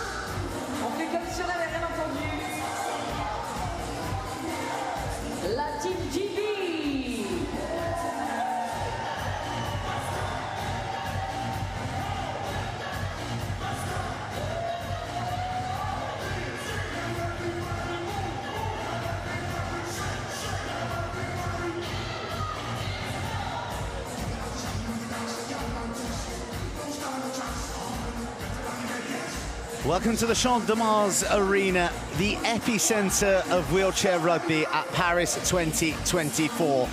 And fittingly, the epicenter for the sport that makes courts quake. Such are the collisions and the highbrow strategy employed. It is the big one, semi-final time between Tokyo's two finalists, Great Britain and the United States of America, both vying for a gold medal berth once more, but this time in the French capital. Kevin Bowie of Canada and Liam Costello of Australia, the two men charged with overseeing what promises to be an epic duel. The path is set, and it is one that sees Japan await at the end in the gold medal match. They defeated Australia earlier today, and they will battle out for bronze.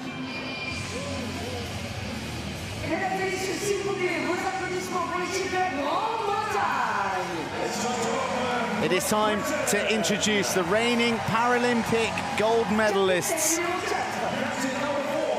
Great Britain. Number 2, Jonathan Coggan. Number 3, Stuart Robinson. Number 5, Jack Smith. Number 6, Dave Ross.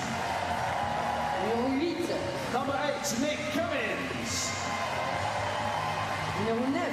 Number 9, Ollie Mannion. Number 10, Tyler Walker. Number 11, Kieran Flynn. Number 12, Jamie Stead. Number 13, Aaron Phipps. And number 14, Daniel Kate. Great Britain in blue, looking to reach the final for an opportunity to defend their Paralympic crown, led by Gavin Walker.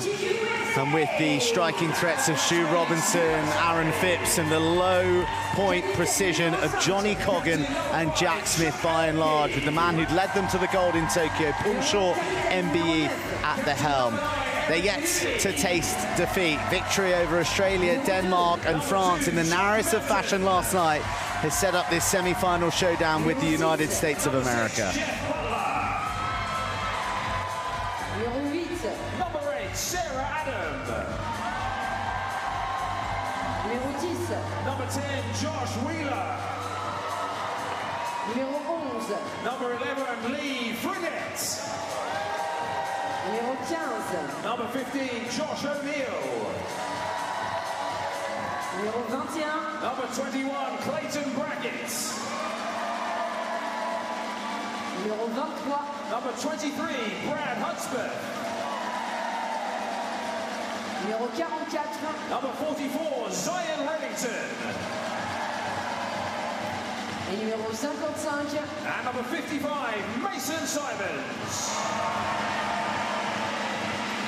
The USA is seeking to end a 16-year gold medal drought that dates back to Beijing, and Eric Newby and Chuck Aoki will look to lead them to it. Joe Delagrave was in the team that claimed silver in Tokyo 3 years ago. Can he be the man to lead them to one place higher on the podium after victories against Canada and Germany, but defeat against Japan, who awaits them in the final?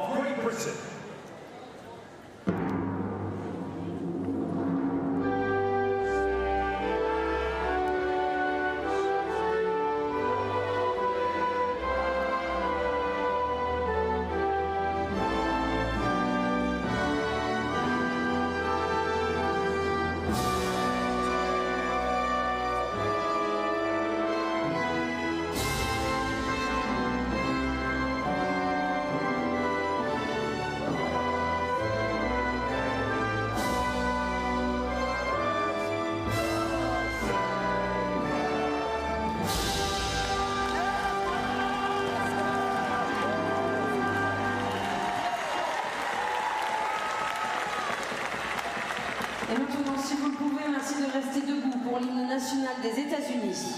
Please remain standing for the national anthem of the United States of America.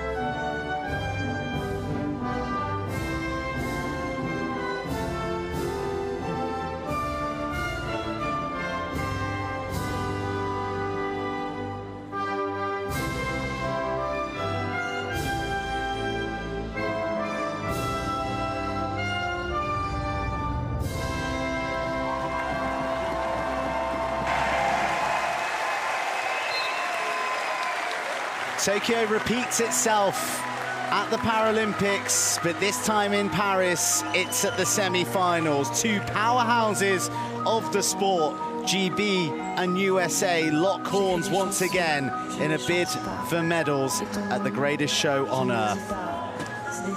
My name's Joe Burns, and I'm joined for this epic encounter by Drew Lilly. Absolutely fascinating matchup. Seeing the Great Britain lineup, the typical high-low, Stu Robinson, Aaron Phipps, 3.5 pointers, Jack Smith and Johnny Coggan, 0.5 pointers. So the absolute high-low, the kind of thing that Australia plays as well. And we saw them not quite getting past a slightly more balanced lineup in Japan, and that's exactly what the United States have got. Chuck Aoki, a three-pointer.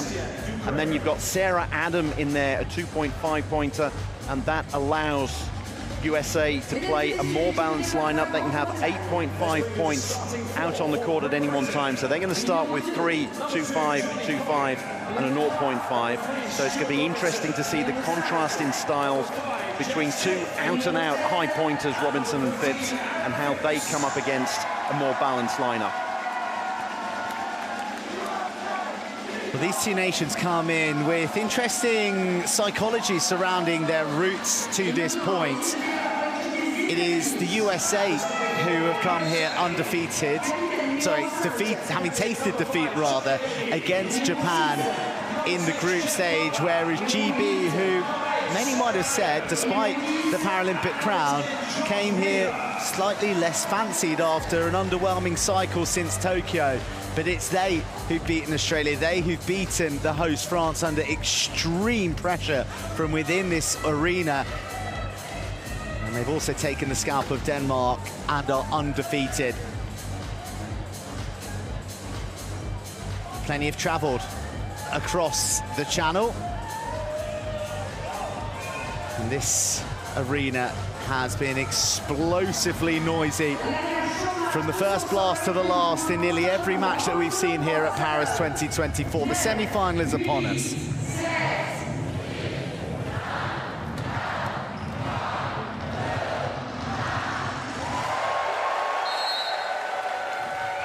Great Britain versus the United States of America is underway at Paris 2024 in the semi-final of the wheelchair rugby.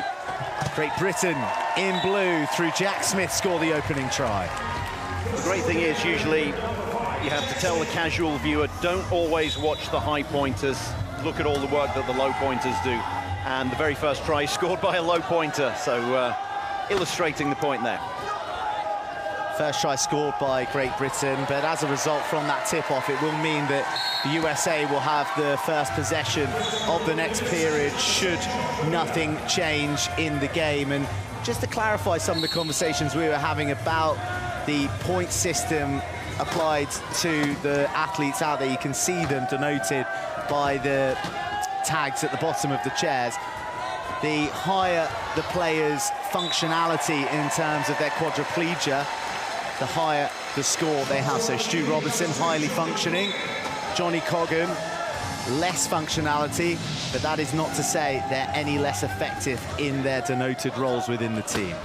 It's interesting on attack that GB have had their 2 high pointers coming very, very deep, getting and taking inbound, and then you're having one of the very low pointers being free and picking up. So 2 tries scored so far, one by Johnny Coggan, the other one by Jack Smith. You never see that, so it's obviously a tactic to get the low pointers free, and something that USA won't be expecting to have to defend against. But it's a brilliant blocking line there from Aaron Phipps. He came in on the angle and he nullified the attentions of Chuck Aoki and Sarah Adam. That's what allowed his fellow high point pal, Stu Robinson, to get across the line. A set play being called there. We'll see what it is. GB pressing high up to the key to try and make it as sticky as possible to get out of the half. You've only got 12 seconds to transition across the centre line, but once it's in that man's hands, it usually ends in a try.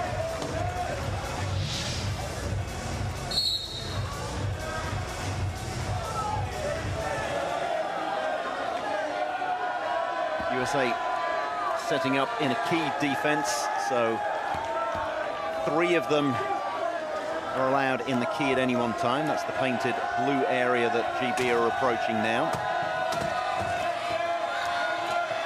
Forces your opponent to come to you.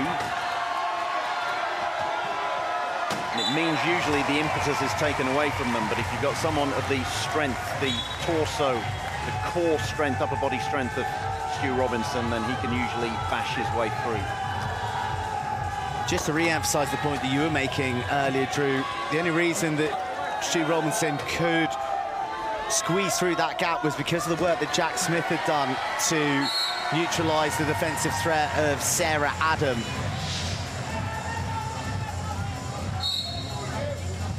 And this time, USA going over the top. Aoki and Wheeler combining. They are such a potent pair, these 2 from the USA. Robinson looking to twist Aoki inside out, and Phipps gets in on the try-scoring action.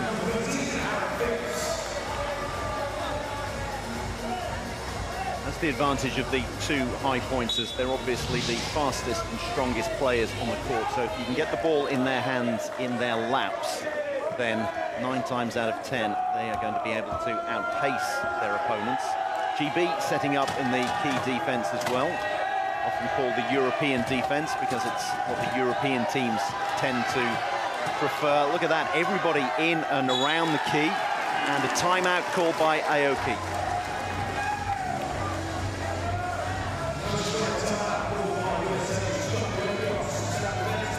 Now, Chuck Aoki forced into the timeout there by virtue of the pressure that was being applied, not just by Phipps, but collectively by the quartet of GB.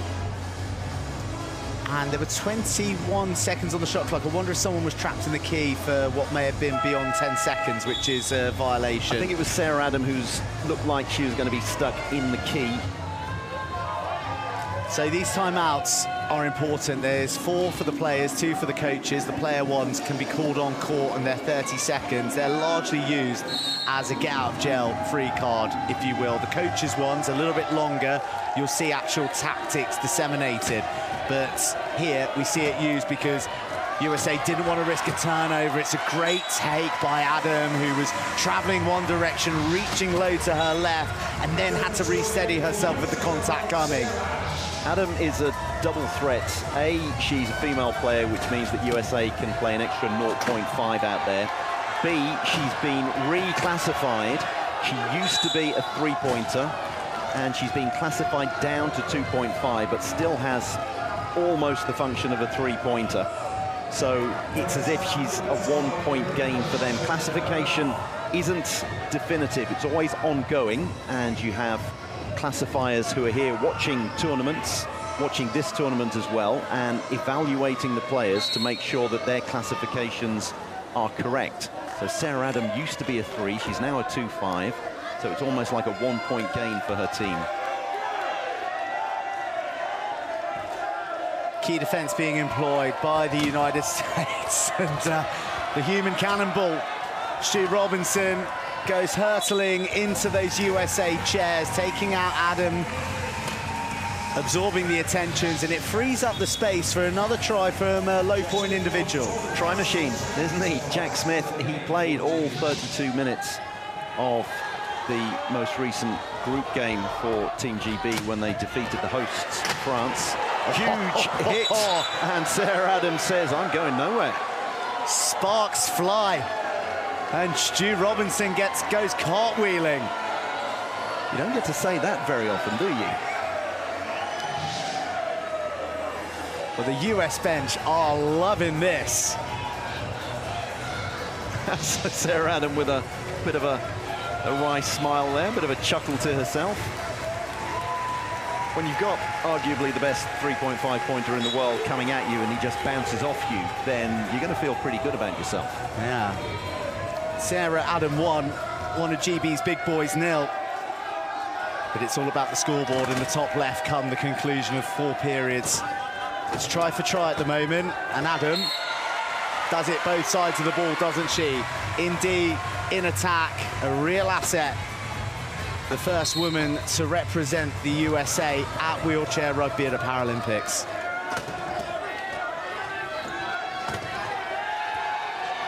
See USA's mid-pointers swarming around Phipps there, and they force the turnover. First turnover of the match, scooped up by Josh Wheeler after Phipps found himself going down a blind alley. He's going to try and make amends alongside Coggan. That's really well played by those two in tandem. Adam frees herself up. Wheeler will try and find his own room, but Aoki has just ghosted into that gap. GB making USA work extremely hard.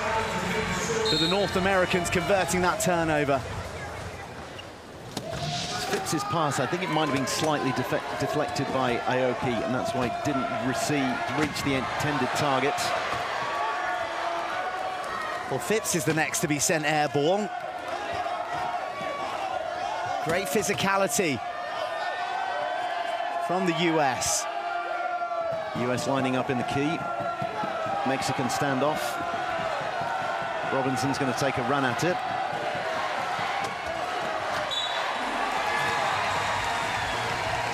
Well, there was a lot of tension building there, but Stu Robinson made it look all rather easy, didn't he? Well, it's like in soccer, he sent the goalkeeper the wrong way. Everyone expected him to go to his left, and then he dropped the shoulder and went to the right. Well, Sarah Adam has just scored, but take a look at Josh Wheeler.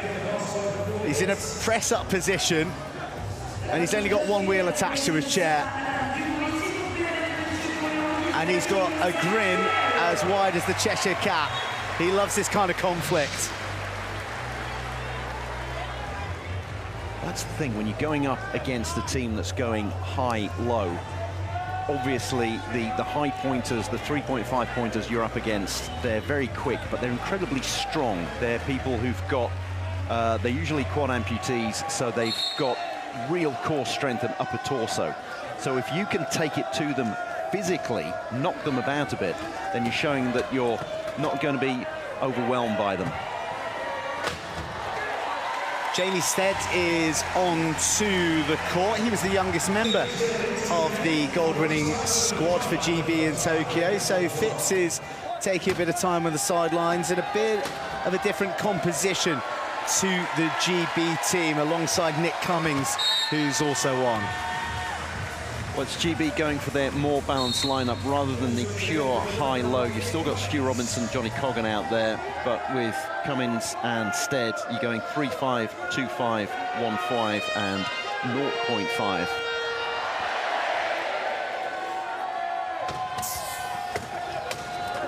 The sweet sound of air leaving a tyre after a big hit.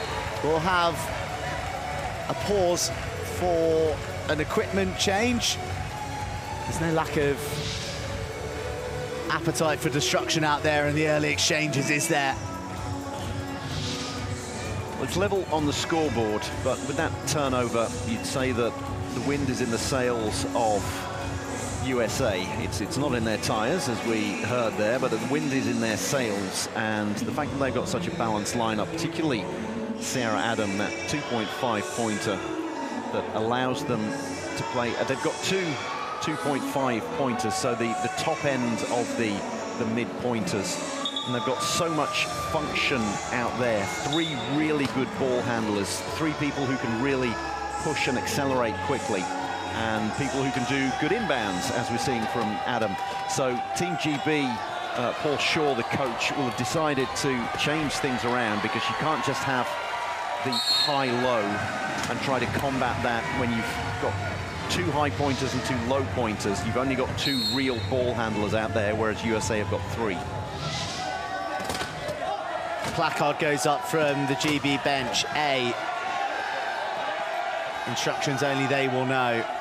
Stu Robinson ordinarily only knows one way. Blast of the whistle here, and the USA bench celebrating because GB they've had to call a timeout, I think, because they didn't think they were going to get across the centre line. I don't know whether he called the timeout. Yes, he has called the timeout. There was no symbol, but he did do it verbally. So GB already burning 2 timeouts in this opening period, a testament to the pressure that USA are exerting upon GB at the moment. A lot of thinking for Paul Shaw to do. What a venue, by the way. It's wonderful, isn't it? We've got the statue of Field Marshal Joseph Joffre, which is usually just in a park in Paris, and a stadium has been built around it. It's absolutely fantastic.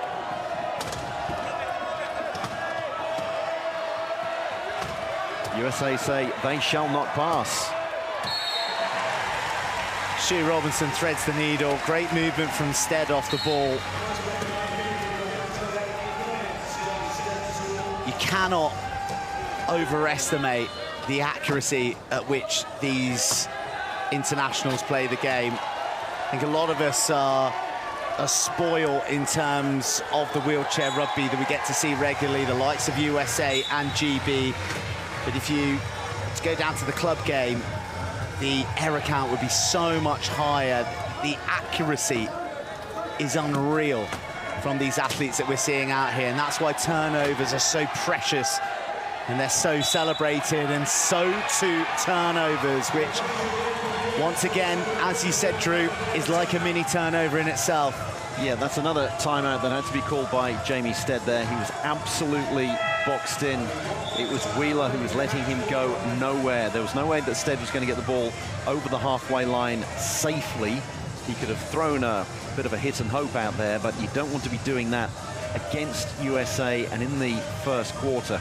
You don't want to burn your timeouts, but they're there to be used, and it's far better than an actual turnover. So as long as GB convert this into a point, they won't feel too displeased. But USA forcing GB to take 3 of their 4 floor timeouts already, they'll be incredibly satisfied with that.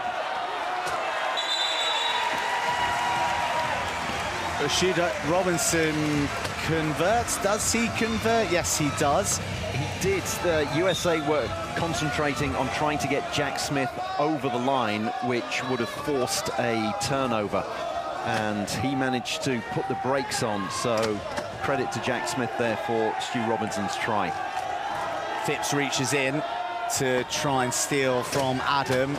Chuck Aoki surrounded. He does have Jeff Butler unattended, but instead it'll be Wheeler to Aoki, and Aoki will do the rest. 37.9 seconds remaining in the first period. Nice race by, hasn't it? Certainly has. The board being held up by USA that you can't quite see says magic on it, so that's a set play for them in terms of defending. They decided not to try to run down the clock. GB are going to run down the clock here because there is no shot clock, it's merely the match clock. So they want to score as late as possible and not have the ball in the hands of USA. They want to get the last score of the quarter. It's absolutely crucial for GB that they get this last score, because the first possession of the second period will be USA. So were they to not score, then USA with that possession could take a 2-try lead. And do you know what? USA have managed to repel them.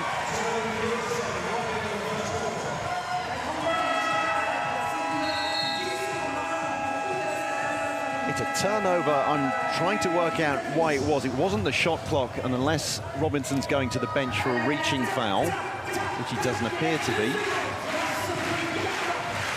I think he forgot to bounce the ball. It might have been that. He was that. He got Chuck Aoki for company, and Aoki's going to keep that in his lap, and they have the lead at the first break. Well, USA have come out firing. A turnover and a denial of GB late in the period, a possession to kick off the second. They lead by a try, 12-11, with 1 period played.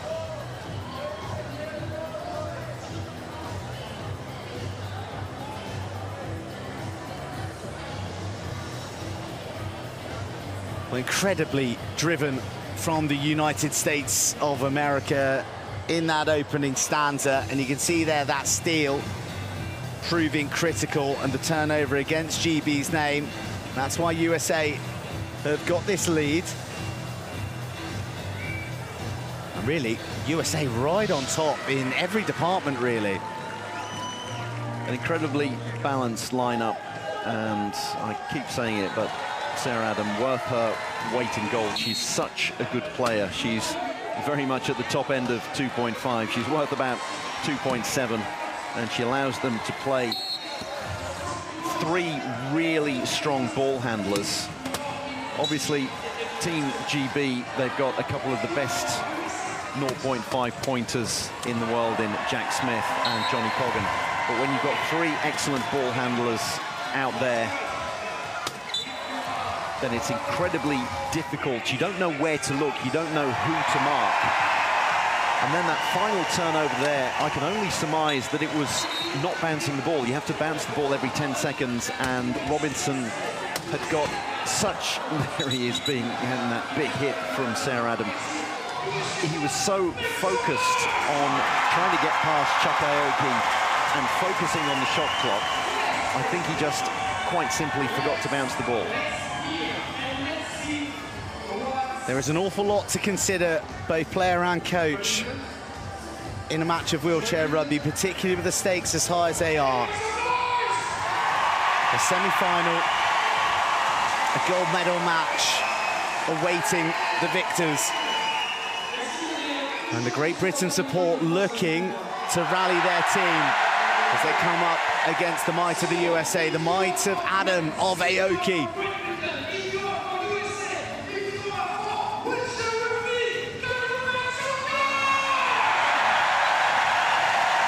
And a few vociferous neutrals in the crowd as well. Well, there's nothing neutral about that outfit. That's as star-spangled as it gets. Second period about to commence in the semi-final of the wheelchair rugby at Paris 2024. USA leading GB 12-11. GB having made a couple of changes, and Kieran Flynn and Gav Walker have come on for them. Flynn, a 2-pointer, Gav Walker, the captain, another 2-pointer, so a very balanced lineup for them, 3-5-2, 2.5. And USA sticking with the 4 that have taken them thus far and given them a 1-point lead that may well be about to turn into 2. There's a bit of an inevitability about the way that USA are attacking at the moment. Their passing game so strong. And you mentioned their mobility, but they're so good at moving into space and connecting and combining. And at the moment, they are snaffling every scrap that GB give them. Captain Gav Walker unable to reach the ball from Robinson, and Wheeler electric across the court.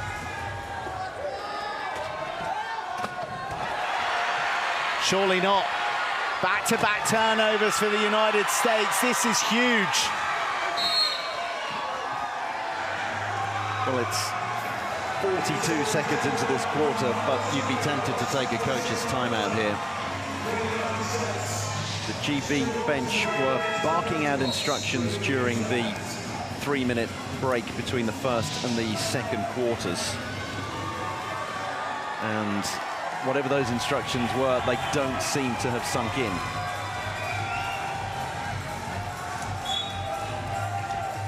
GB already with a bit of a mountain to climb. With less than a minute of the second period played. They will trail by 4. Yet to score in this period. You see Robinson in the sin bin there, bottom right, for a reaching foul, and everyone's swarming around him because he is the most dangerous player on the court. So if they can keep him off court, then that's what they're going to do. And they're going to force him into inbounding. Now, he's been released, but they've made changes, United States, so... Changes for the United States. Clayton Brackett in his first Paralympics wearing 21 is partnered by Josh O'Neill. Another on Paralympic debut in Paris.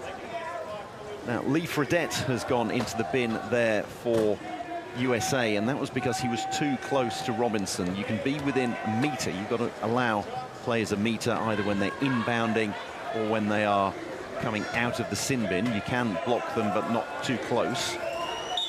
And so that put Fredette in the bin. And Robinson delayed scoring because he wanted his teammates to lock up Chuck Aoki, which they did so successfully. So he nominates himself for the inbound. GB are looking to manipulate the manner in which the USA carve their way out of their half, and they've just about got across there through brackets. And then they get the call from the whistle. Contact with the arm. So, Kieran Flynn of the Leicester Tigers heads off to the penalty box. It's all got a little bit scrappy in this second quarter. It started off with USA forcing a couple of turnovers, and it's got a bit desperation stuff almost from both teams, really. USA coming out with what you could call a second string lineup, and we've had various players going into the sin bin. Hasn't got into a rhythm, but that really isn't going to bother USA. It's Team GB who find themselves 4 points adrift, and they're the ones who need to get into a good, smooth rhythm, score some easy tries, and try to put some pressure back on USA. But conversely, Chuck Aoki is having the semi-final of his life here. Another turnover. And another opportunity ruthlessly executed by the United States. And now the coach's timeout comes with GB in real peril. It has gone downhill incredibly quickly. A couple of seconds before the first break, Stu Robinson was all set up to make it 12 points each. He ended up committing a turnover, and since then it's been all USA.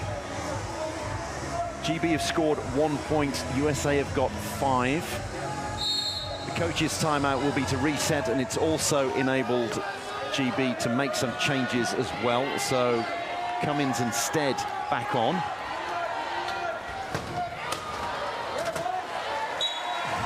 Robinson came with real fury in the wheels there, didn't he? He's not happy with how things are going at the moment. Dishes it to Stead, who gets the job done. I mean, as things stand, GB, they need turnovers, they need steals, and they need plenty of them. And it's going to allow USA to defend in a riskier manner because the pressure's all on GB. And they're going up high, and they're targeting Stu Robinson, aren't they? Well, that's why they've brought Stead and Cummins back on, to have 3 ball handlers out there. Fabulous work from Butler, who is really making a nuisance of himself.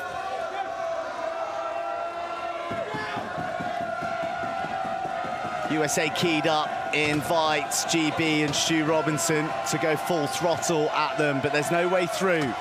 Still, they look for the avenue. Cummins is there. It's well crafted in the end. Gives you more options with a more balanced lineup. You can have mid-pointers who can get themselves free when you've got a very tight key defense. If a little spot opens up, then someone with mobility can get in there and give you an option, and that is what Robinson had there.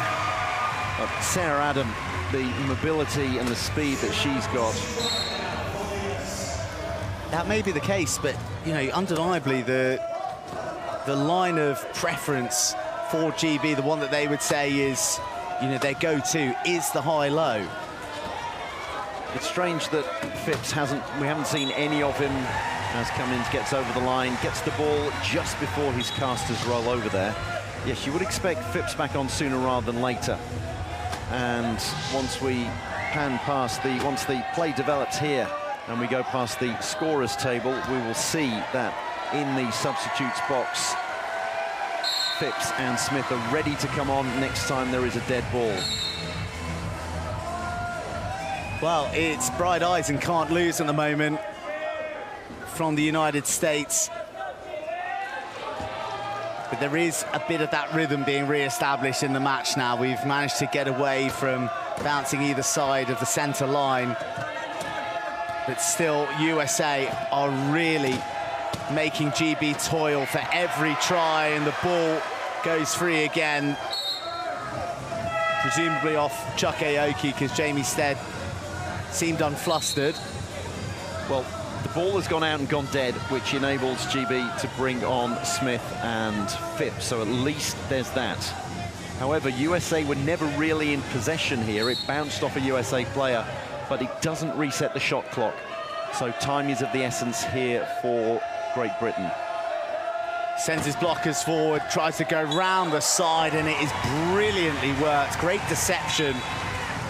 Smith just coasted through, didn't have anyone on him. Aoki and Wheeler, that telepathy that can be so devastating for opposition teams is highly functioning at the moment. And as a triumvirate, Wheeler, Adam and Aoki, GB can't live with them at the moment. Illustrates the advantage of having a good female player in your squad, as that ball is going to go loose. Miscommunication there. Phipps went over the top and he was expecting Robinson to race onto it. But only Jack Smith was there, and he doesn't have the pace to retrieve a ball like that. One more turnover against the GB name. They already trail by 5. It could be 6 in a moment. GB setting up in the key to defend. USA lead by 5 points, and when you defend in the key, it takes time out of the game. It's usually something you do when you're in the lead and trying to run down the clock yourself.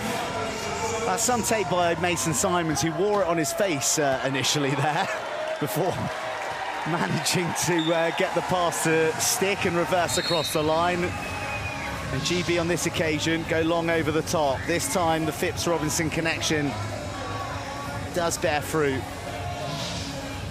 2 minutes and 40 seconds of a first half that has rattled on.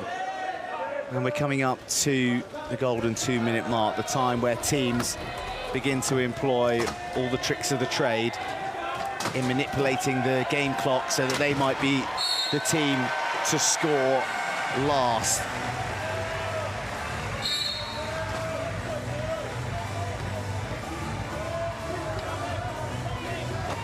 Great Britain 6 points adrift. They need quick scores.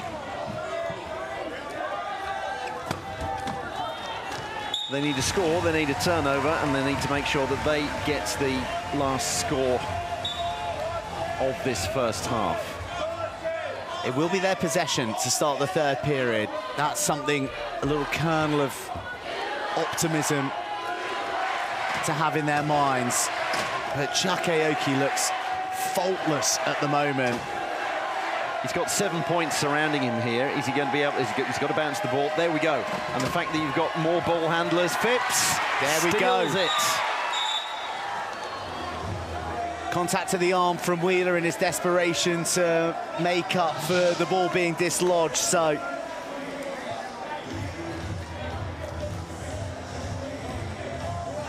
it will be GB inbounds, and Wheeler will be dismissed to the penalty box. So, first real moment for GB to sing about in the whole of the match. It's 4-on-3, it's 8 on 5.5. So this is the turnover that they needed. They're going to manage the clock a little bit and score. Are they going to score around the 1:15 mark? They can score pretty much whenever they want to, because it's 8 versus 5.5.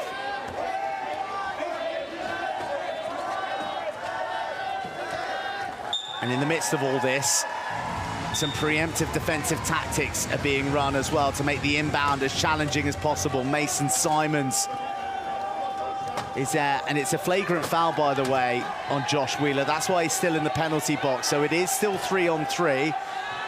And it ricochets off Jack Smith, and can Johnny Coggin get there? No, he can't. But 12 seconds has elapsed, and GB get another turnover. This really is all turning around. This is better than they could possibly have dreamt. Wheeler's going to be in the box for another possession. USA would love to ride out the time here, but this has completely changed the complexion of the match. And I guess the flagrancy of the foul was the cynical nature of it on the grab, with Phipps looking set to storm away.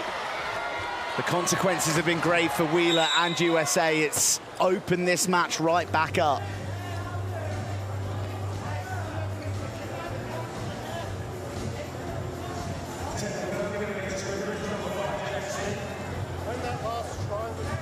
So now it's 3-on-3. Smith has gone into the bin, I think for a reaching foul. And that's exactly what GB didn't need. Oh, the wheels were across the line before Mason Simons took the ball. So, an error from USA. Simons received it fine, but it was deemed that his wheels had hit the try line before he claimed it. Goodness me. How many twists and turns can you have in a closing 2-minute period? I mean, we've only had 70 seconds of it. It's 3-on-3, but it's 7.5 playing 5.5. So the advantage is very much with Team GB. Simons isn't happy with something, gesturing to the referee. Robinson to Phipps. They're always going to unlock a defense that is under-resourced like the United States. Robinson back on, and here GB are going to work the clock. They're not going to use a timeout, that's for sure, because they've already burnt 3.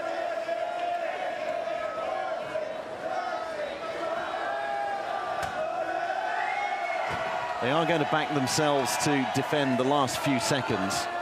And they've turned this around. It was a 6-point deficit. It's now down to 2.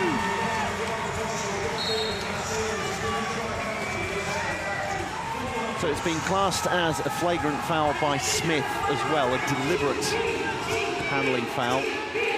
Wheeler picks it up. Aoki's going to get down there, take his time going over the line, but he's going to be forced over by the 2 high pointers.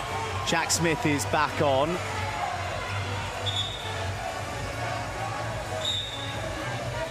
Can GB score in the remaining 7 seconds from now? Can USA hold them out? Robinson to Smith, but he'd already left the court.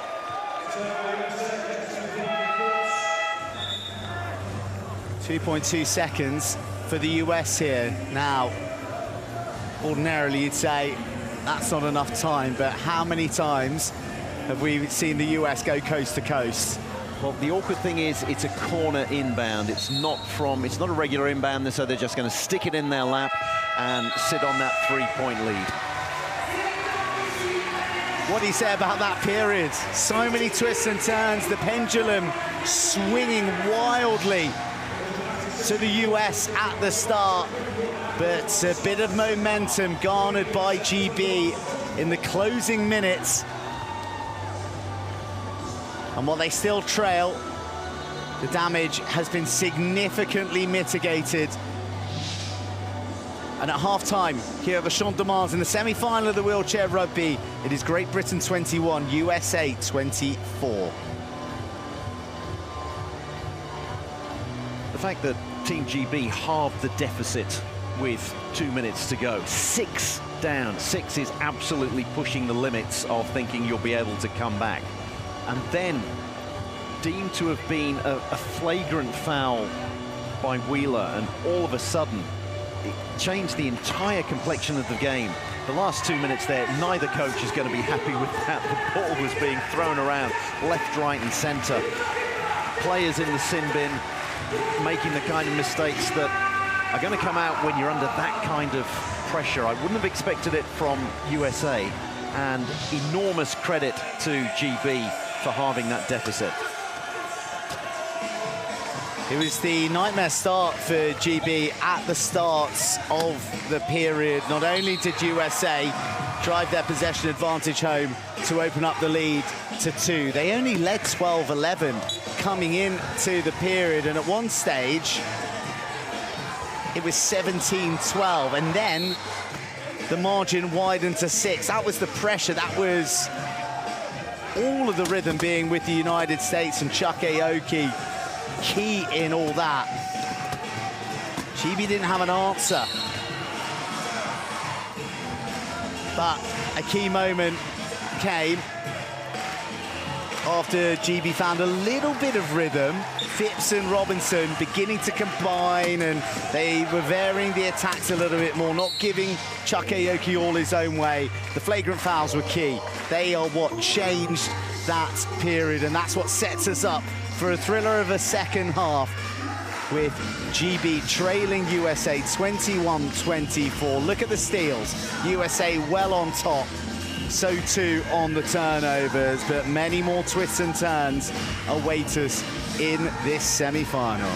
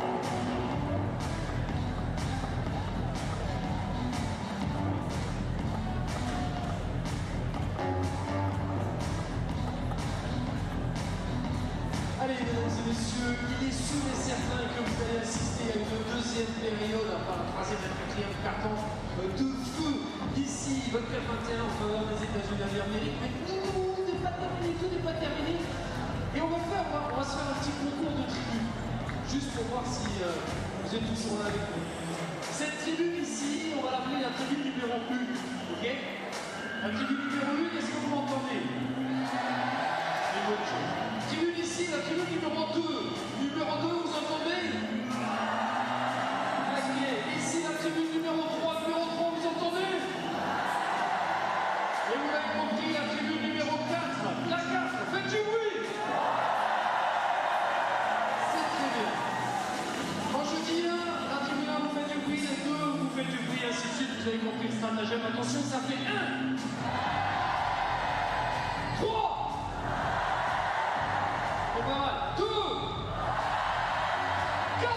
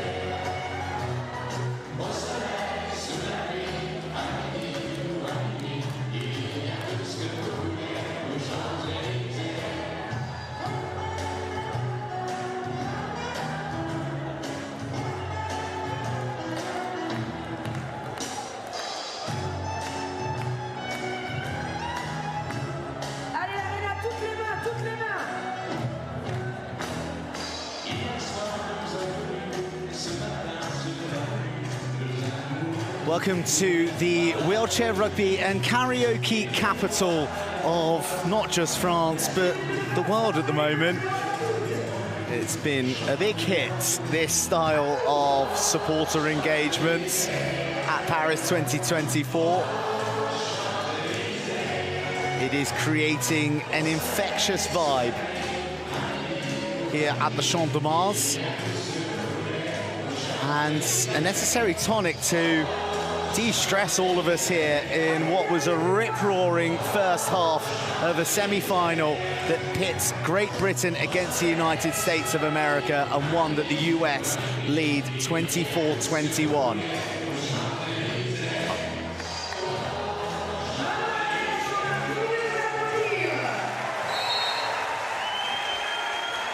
The second half of the semi-final between GB in blue and the United States of America in the wheelchair rugby at Paris 2024 is back underway. What a topsy-turvy first two periods we enjoyed. USA stretching out to a 6-try advantage at one stage, but a flagrant foul to the tune of 3 tries from Josh Wheeler of the USA, turning the contest on its head and dragging GB back into it.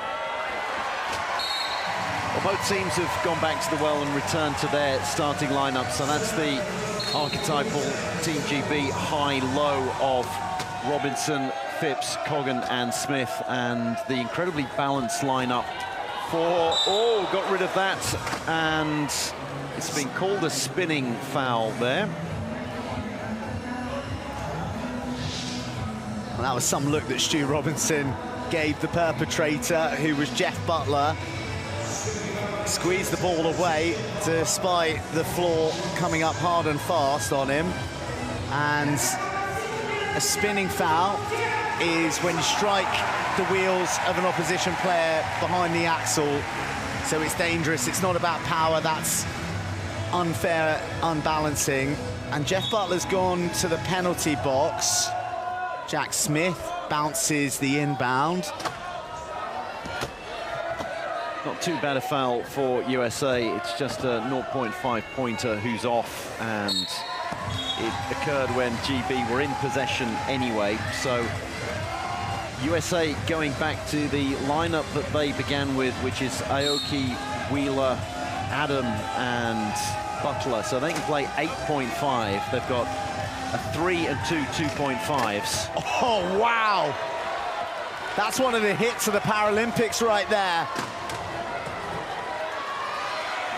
Butler, again, is tough as teak. Almost cemented on the court. That's twice now that she has been battered into by some of GB's biggest men. And she's decked them both. Well, for those of you wondering why play wasn't stopped, it was because USA were in possession. There was no foul anywhere. It was just a full-on hit. And since Aoki got the ball and then went directly to the try line, he was allowed to continue. But yes, take nothing away from Sarah Adam. Absolutely incredible play and sheer strength, as well as the skill that she's been showing. That's both of Team GB's high pointers that she's knocked off their wheels. Off goes Chuck Aoki. He's another one who, the classification, you think 3.0? I'd give him at least 3.2. The speed, the push that he showed there. I know Japan have got a lot of good three-pointers. France have got an excellent pair as well. But Aoki could well be the best three-pointer in the world. And the thing about Aoki is, you know, we're rightly lauding his pace and his power, but he is a master tactician as well. He's someone that, in the heat of battle, when it's chaos all around, seemingly has a mindset that is elsewhere. And that ball goes through the grass of Jack Smith, and I think he leaves the court as well, does he? In overrunning. We'll see which way the inbound goes, but yes, the inbound, it's an awkward corner inbound, but it's going to be for USA, and it must have been Smith who left the court. So a turnover for USA, the first turnover of the second half. And that was a big one because GB had a lot of impetus. Not what they needed, GB, but just what the doctor ordered as far as USA are concerned. Aoki, ever the calm port in stormy seas, dishes it up to Adam. Well, you'd have thought at half-time that Coach Delagrave would have said, guys, we were 6 points clear. We gave it away with a cynical foul that was adjudged to have been flagrant, and we're still 3 points to the good. Let's stick to the game plan. Let's get the A team, the big first line back out there. And if we just stick to what we were doing earlier, we can re-establish the lead.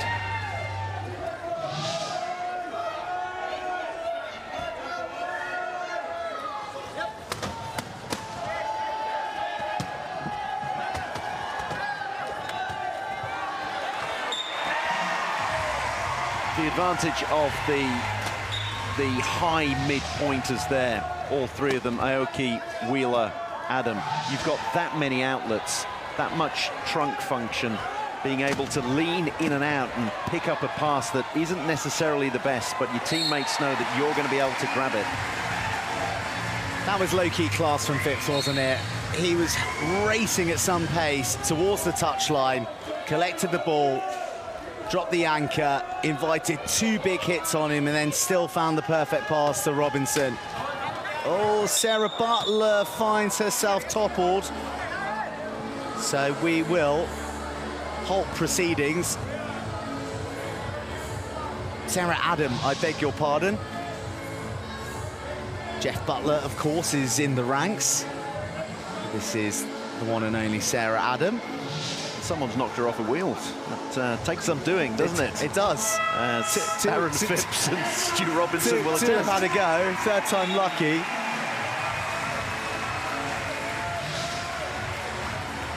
It means the ball is dead, and it's enabled Team GB to go back to one of their more balanced lines. Off goes Phipps and Coggan. On come Stead and Cummins.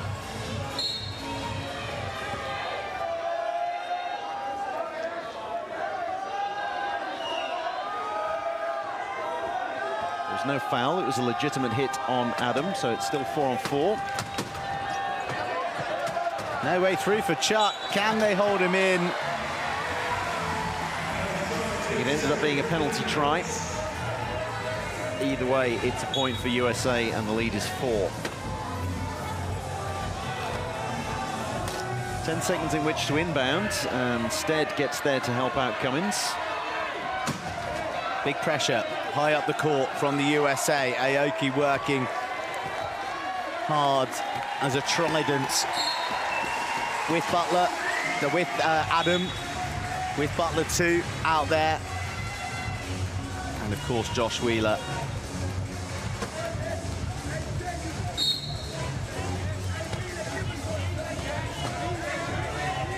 Wheeler receives. Nowhere for him to go, almost leaves the court as well. And he manages to stay in as Aoki arrives to bail him out. Oh, so composed from Wheeler, just allowed the ball to bounce and slip into his grip. Cummins did a great job of wrapping up Adam, but you've got so many outlets. This line is a triple threat for USA. 3 ball handlers. Speaking of ball handlers, that was great play there from Stead, reaching out. Didn't try to grab it, just brought it down because he knew he'd got time.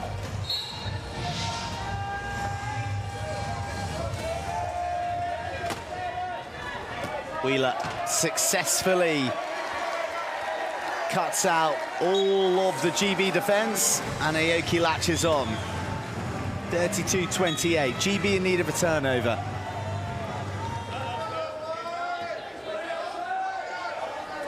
USA go back to the key, taking time off the clock. Be a little bit of trash talking there from Tyler Walker on the bench. Well, it's just planted into the lap of Jamie Stead, and he just rides his way through. That's one way to do it. Yes, it wasn't a pass, really. It was past the parcel, wasn't it? It was putting it right in his lap.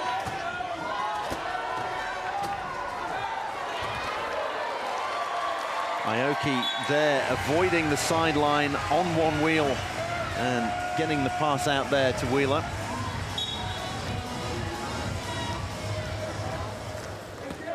You mentioned Tyler Walker. After the anthems, he was shouting to his teammates, "Who wants it more? Who wants it more?" He's had very little court time. He's obviously there to be the cheerleader. He's a high pointer, so he's going to be the future of the team when either Robinson or Phipps decides to hang up the wheels or the headband.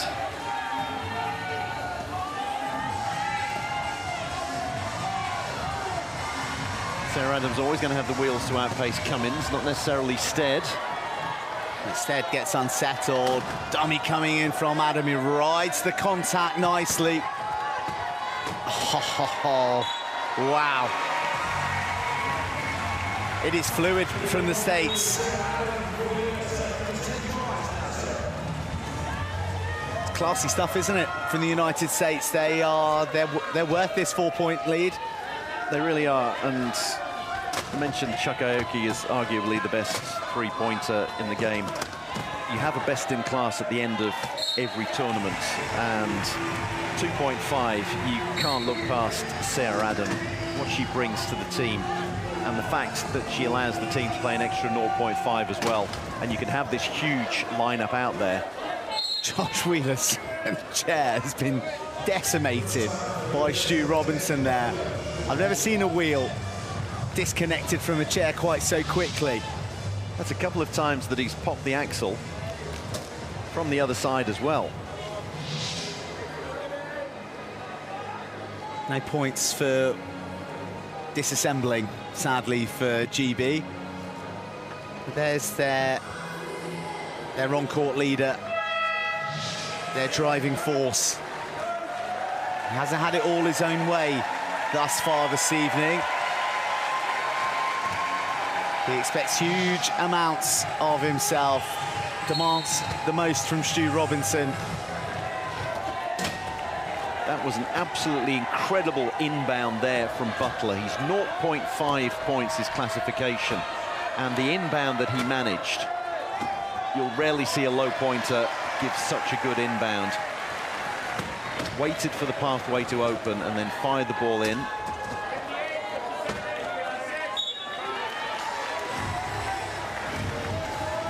Into the final 2-minute period, USA leading by 4.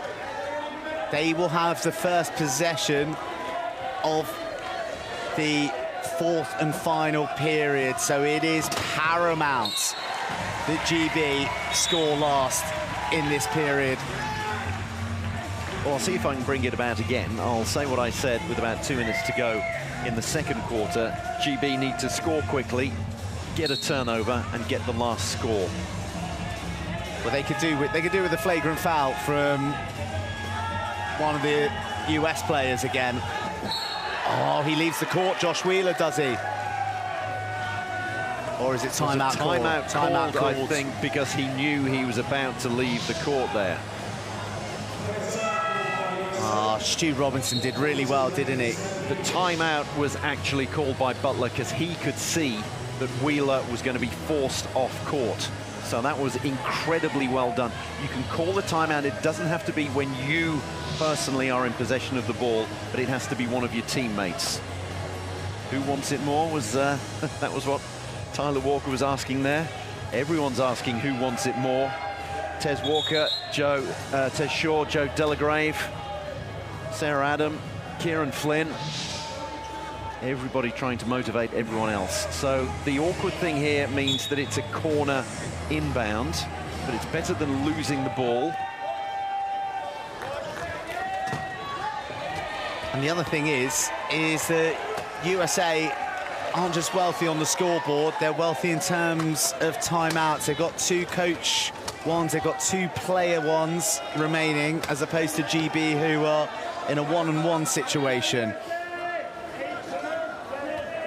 They haven't been shown a timestamp, USA. They've been shown a board that says BOS, so they've been told to, they've been called, the Boston play's been called.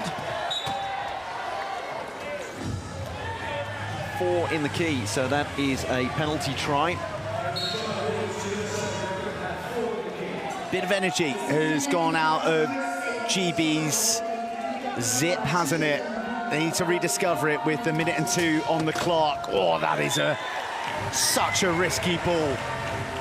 But it was a bullet piercing the USA defense right into Jamie Stead's grass. Big play that. And they scored it with 58.7 seconds to go. So USA can't run down the shot clock and then take a timeout and make it 40 plus 15 seconds. That would still leave a little bit of time for GB. They might have to take a timeout as it is. Make sure they don't get pushed over. It was almost an over and back. Instead, it is Wheeler being harangued by GB players. Chuck Aoki is scrambling. He holds on, transfers it to Wheeler. Can USA score in the 7 remaining seconds they have? Looks like Aoki is going to burn a timeout here. And that's credit to GB. That's credit to the pressure. Simon's out there in place of Adam. Incredible work there from Aoki. And he was also trying to draw a foul, saying, here are my arms, come and reach in and foul me, and GB didn't. So, we're level on timeouts. The only difference is score and possession. So USA 3 points clear. They all have the first possession of the final quarter. But GB's still in this. I think any other player would have been shunted across the centre line there. You don't get much bigger than Mason Simons. He's a former weightlifter and all sorts of sports as a military veteran. 10 seconds to inbound, and here it comes. Yes, if you take the ball back over the halfway line once you've crossed it, it's an over and back violation. They managed to avoid that. Stead leaves the court, not of his own volition, and it's been decided that USA weren't guaranteed a try, so Stead is going to go into the bin, and USA will have 8.1 seconds in which to score 4 on 3. Chuck Melton's onto the court here. Yes, it's a dead ball, so you can make substitutions provided the players are in the bench, and obviously this will help them on a certain set play. Now the clock starts. GB are going to have their work cut out to repel Chuck and Co. And what's worse than one Chuck?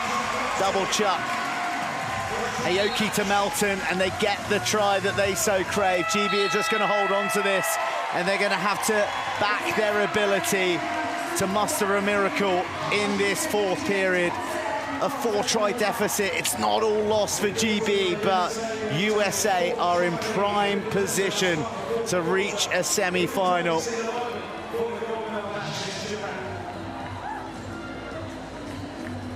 Great call from Joe Delagrave there, obviously with a couple of seconds to go. He brings on Chuck Melton just for that set play. End of the 3rd period, and the United States of America lead Great Britain by 4 tries. It's 33-37 with 1 period to go in the semi-final.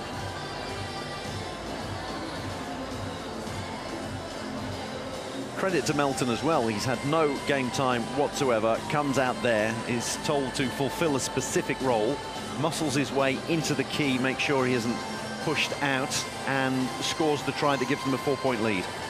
Well, the steals for the United States all came in the first half, and that's what's really had the impact on the scoreboard as far as the overall picture goes. The flagrant foul that you can see there from the USA drags GB back in, but as it stands, they still do trail.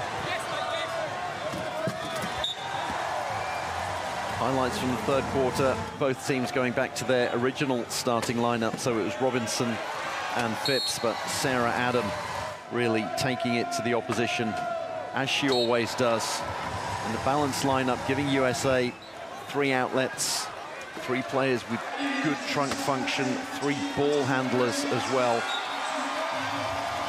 That was the ideal recipe.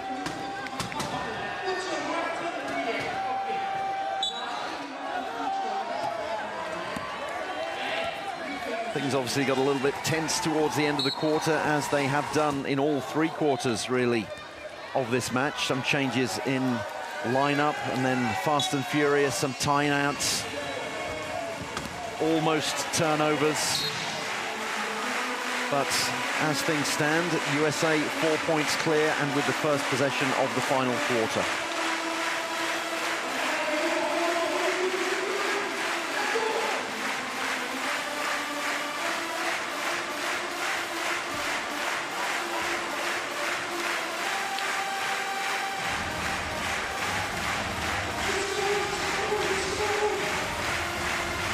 The stadium announcers in the venue have done fantastic jobs, haven't they? They have.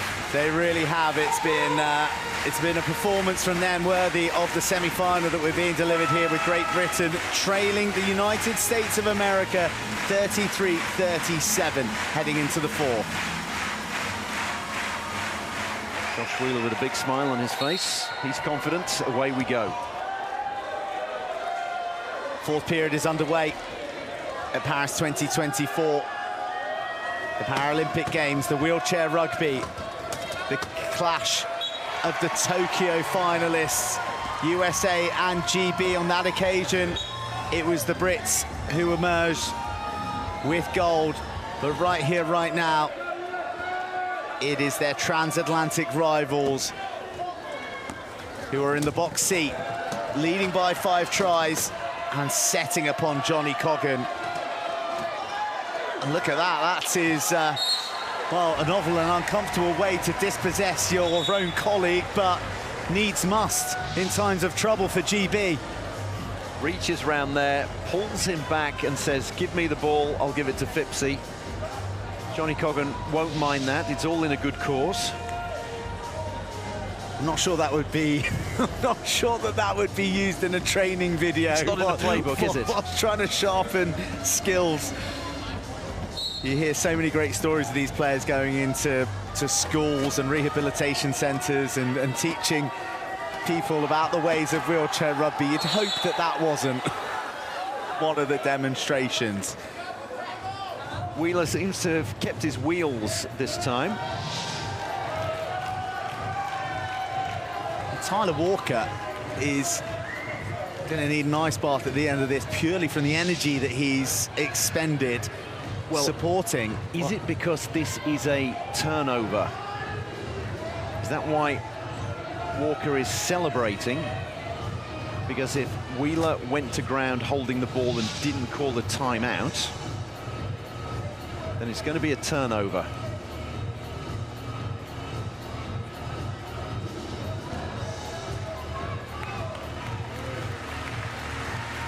Applause as Wheeler is brought back up to the upright position.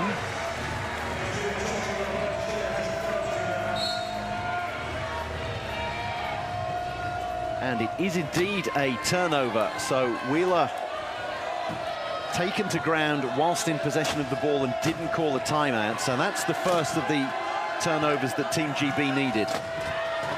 Adam pushed over the line. They converted. GB are still very much in this contest. Stu Robinson arrived just a beat too late there, didn't he? Aoki, not a second off the course, but still so much power and pace to evade Aaron Phipps, who's arguably the fastest in the game. Wheeler slowed him down Butler slowed him down ever so slightly, made him change course, Phipps, and that slowed him down just enough to allow Aoki to get over the try line. USA very content by employing a key defence. Contact there was extreme. Butler and Phipps And in fact, Butler's nobbled Phipps's chair. So he gets a call for an equipment timeout, which works out all right because while the clock won't be reset, it does act as a mini timeout. It does, and it means the ball has to be inbounded again, which can make life a little bit awkward. It means that USA can set up in front of the key once again. It takes time off the clock, which is grist to the mill as far as USA are concerned. Butler, how good has he been? Flipped over into the grass with Phipps.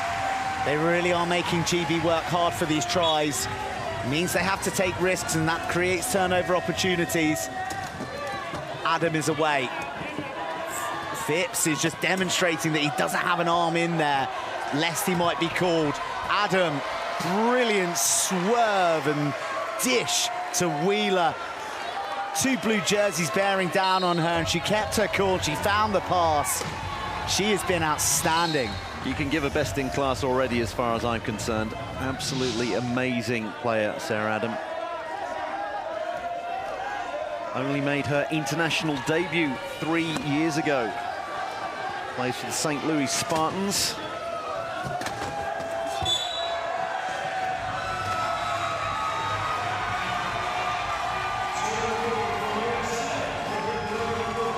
And that is bad news.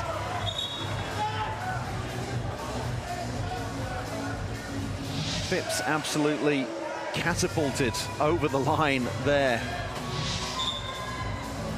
Bad news for GB, that, having got the turnover, as he said.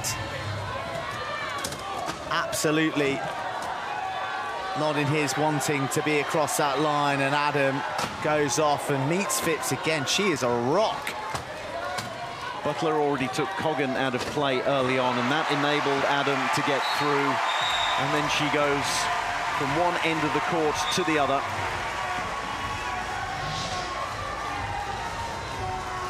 She's really come into her own. The first big tournament for her was the World Cup in Denmark a couple of years ago, and she was just finding her role within the team. But since then, come on in leaps and bounds. Has been the standout player in this semi-final.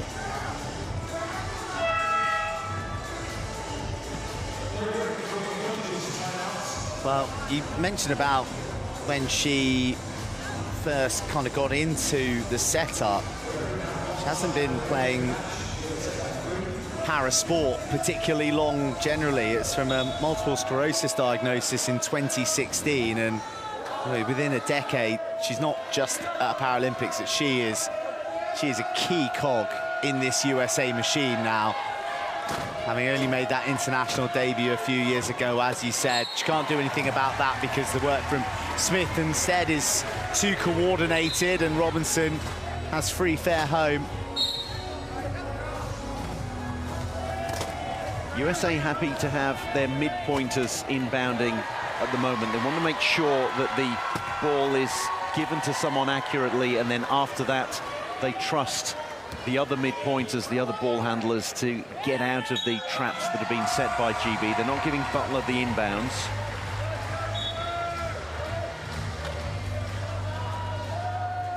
Well, 5 points the difference. Well, they've got tries to play with, haven't they? And they've got time on their side as well.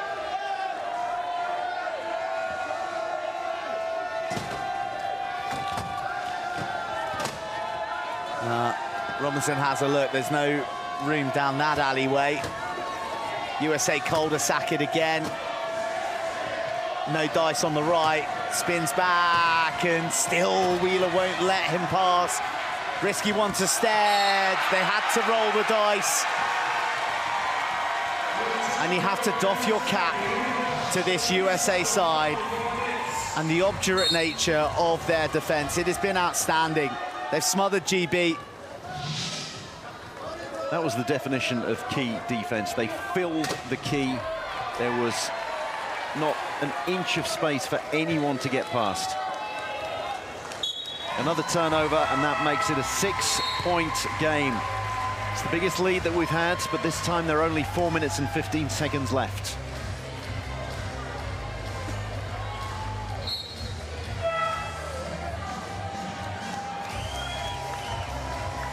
klaxon you can hear there, coach's timeout, and it's that coach, Tez as he's known, Paul Shaw who's taken it, Joe Delagrave, he'll quite happily make the most of it, and hasn't got much wisdom to impart. He'll just say, more of the same. But more.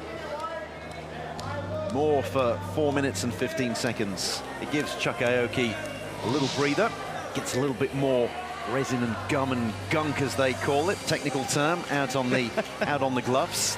All the players will refer to it as gunk, and you get a lot of gunk on the court.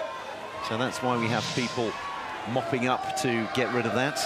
Back underway, USA in the key, which takes time off the clock. Yeah, the volunteers have been working hard, clearing the decks in the breaks between the matches here.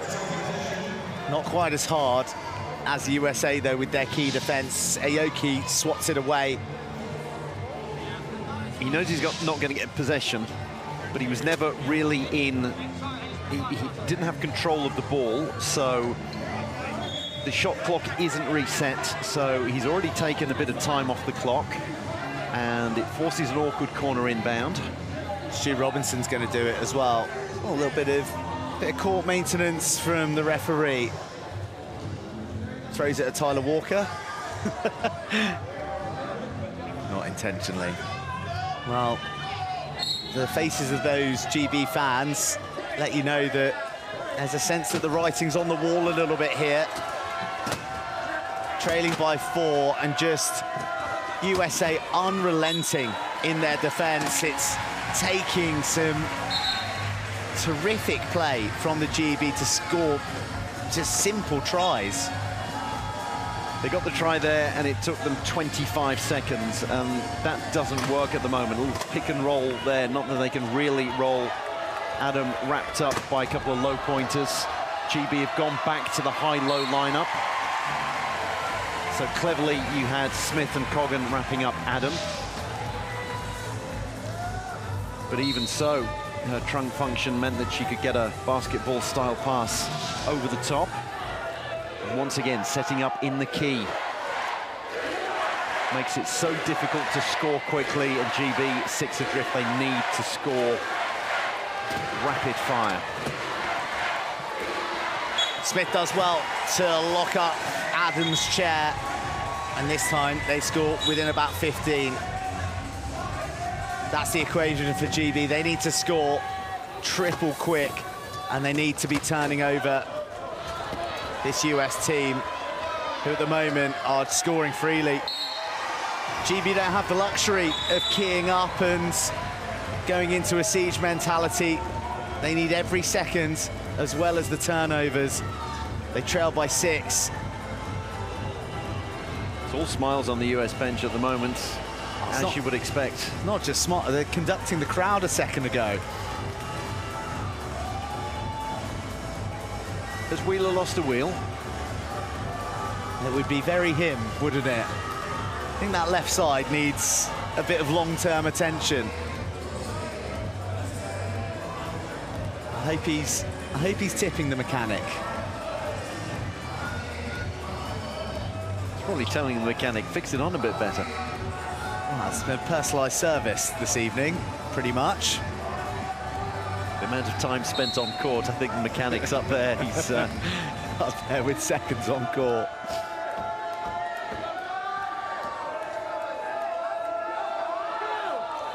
USA in the key again. I'll happily do that for the next 3 minutes. Sarah Adam forced off the court against her will, so GB ready to make some substitutions. Sarah Adam is dispatched to the penalty box. The changes come. Gav Walker, Tyler Walker, the young man comes on and he gestures to the crowd to give him a bit of love, and he gets it. And Kieran Flynn too, another man who's making his debut at the Paralympics. Big occasion for Tyler Walker, 20 years old. Needs to bounce the ball. Or pass it, does so just within 10 seconds, and there we go, gets his first assist. Sits very tall in the chair. It's going to be a great player for GB for years to come. High pointer, tall and great upper body function. Wheeler, how about that? Even when they lose the ball, they get it back. Oh, the reach coming in there from Tyler. And then the hit from Walker.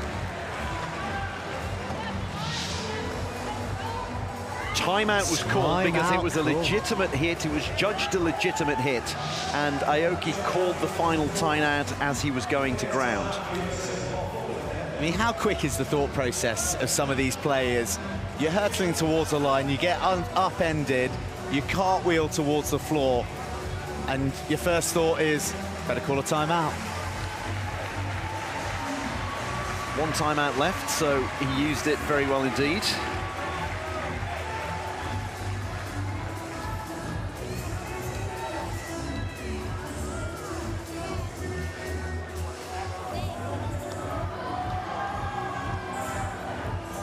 Also gives Coach Delagrave time to have a quick word with his team.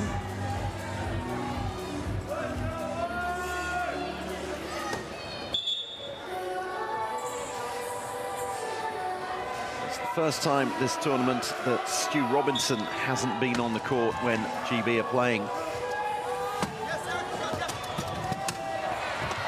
Walker does his level best to sweep that ball away, but it does find its way into the grasp of Wheeler.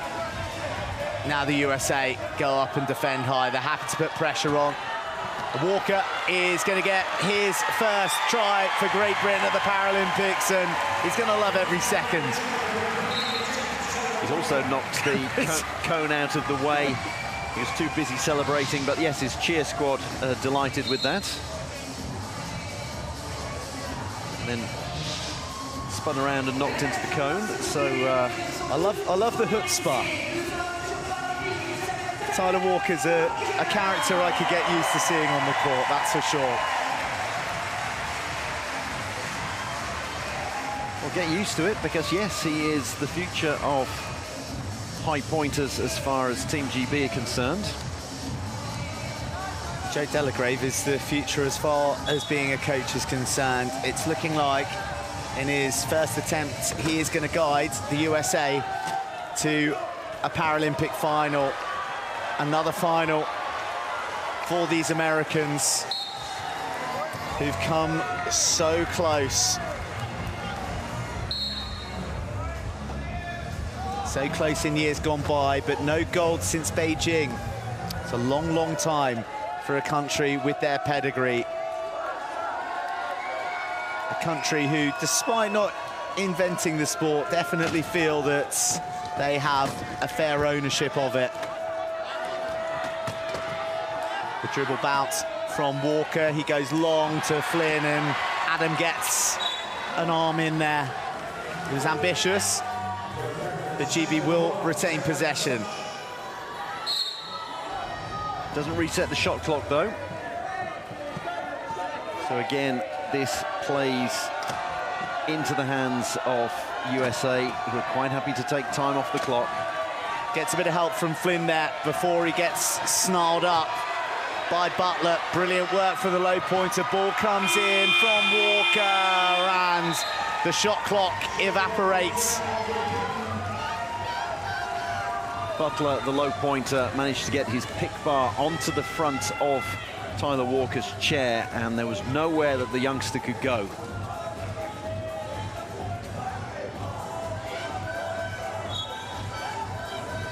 Adam to Wheeler.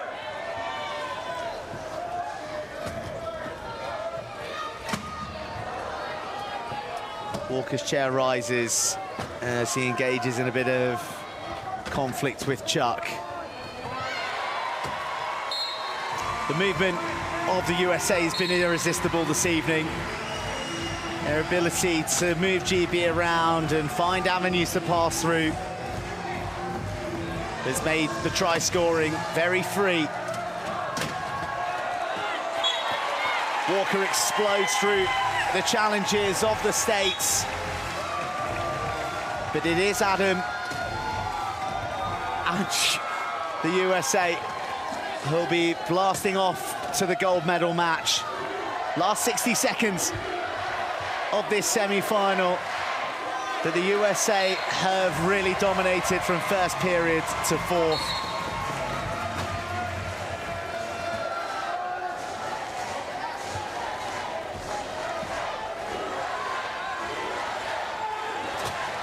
Their entourage in the crowd, getting right behind them and enjoying every second of this.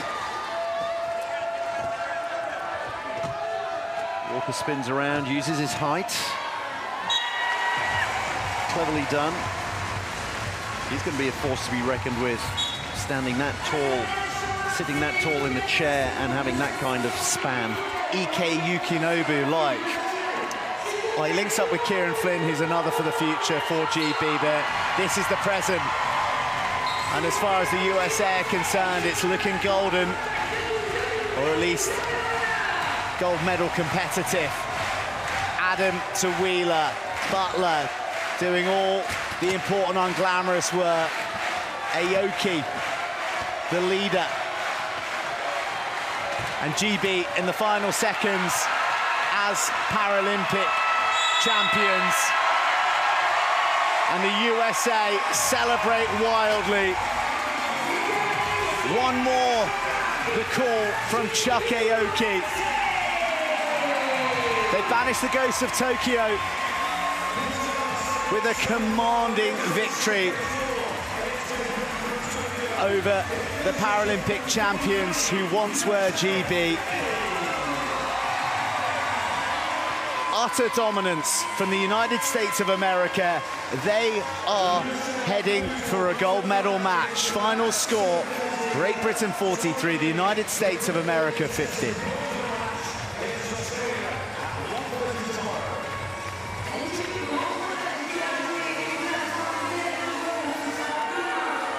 A 7-point margin at this level, at semi-final level. When you've got so many such good teams there, that's huge. So the Tokyo final was 54-49 in favor of Team GB, a 5-point margin. USA came out and decided to redress the balance there, and more, and how. It was 7 points, and without the flagrant foul, it could have been almost double figures. This is a team that's got a gold medal on its mind.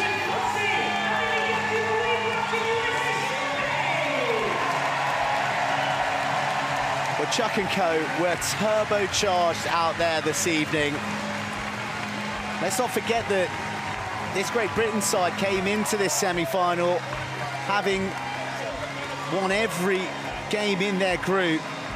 They seem to have found the form just at the right time in defense of their crown, but they were blown away by Aoki, by Wheeler, by the energy of the US. It was emanating from the bench throughout, and those on court absolutely did the business.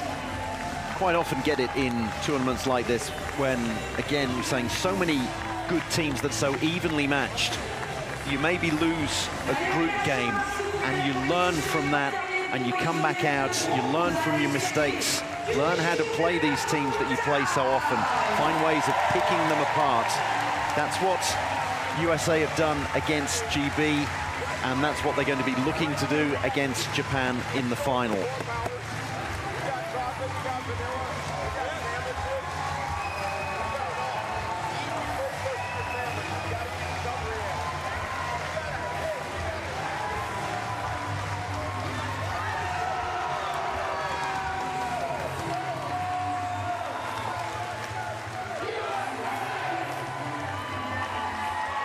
Impassioned words from coach Joe Delagrave, who was one of those players in Tokyo who fell one game short. He was there alongside his long-term on-court partner, Chuck Aoki, who was imperious throughout the match, both sides of the ball. I mean, he scored a lot, he created a lot. He was a one-man crime wave at one stage in a period where USA were just stealing and stealing clean GB ball. It's going to be a fantastic final because we're going to have two very balanced lineups where you've got 3-pointers as opposed to the real out-and-out high-low of 2.35s and 2.5s. You're going to have 3-pointers, 2.5 pointers, female players, Sarah Adam and Kurahashi Kae for Japan. So we're going to have 8.5 points out on the court. A lot of good ball handlers. It promises to be a fantastic final, but what a semi-final this was. What a performance, and a huge hug there from Coach Delagrave to player of the match for, as far as I'm concerned, Sarah Adam. Those are the stats from the match. Turnover 7 for GB compared to United States' 3. And look at the steals, 5-1. It really was a swarming performance. And our medal matches are now set. Australia and Great Britain will battle out for bronze. The gold medal game is a salivating prospect. Japan against the United States of America. A new champion for the first time in 16 years.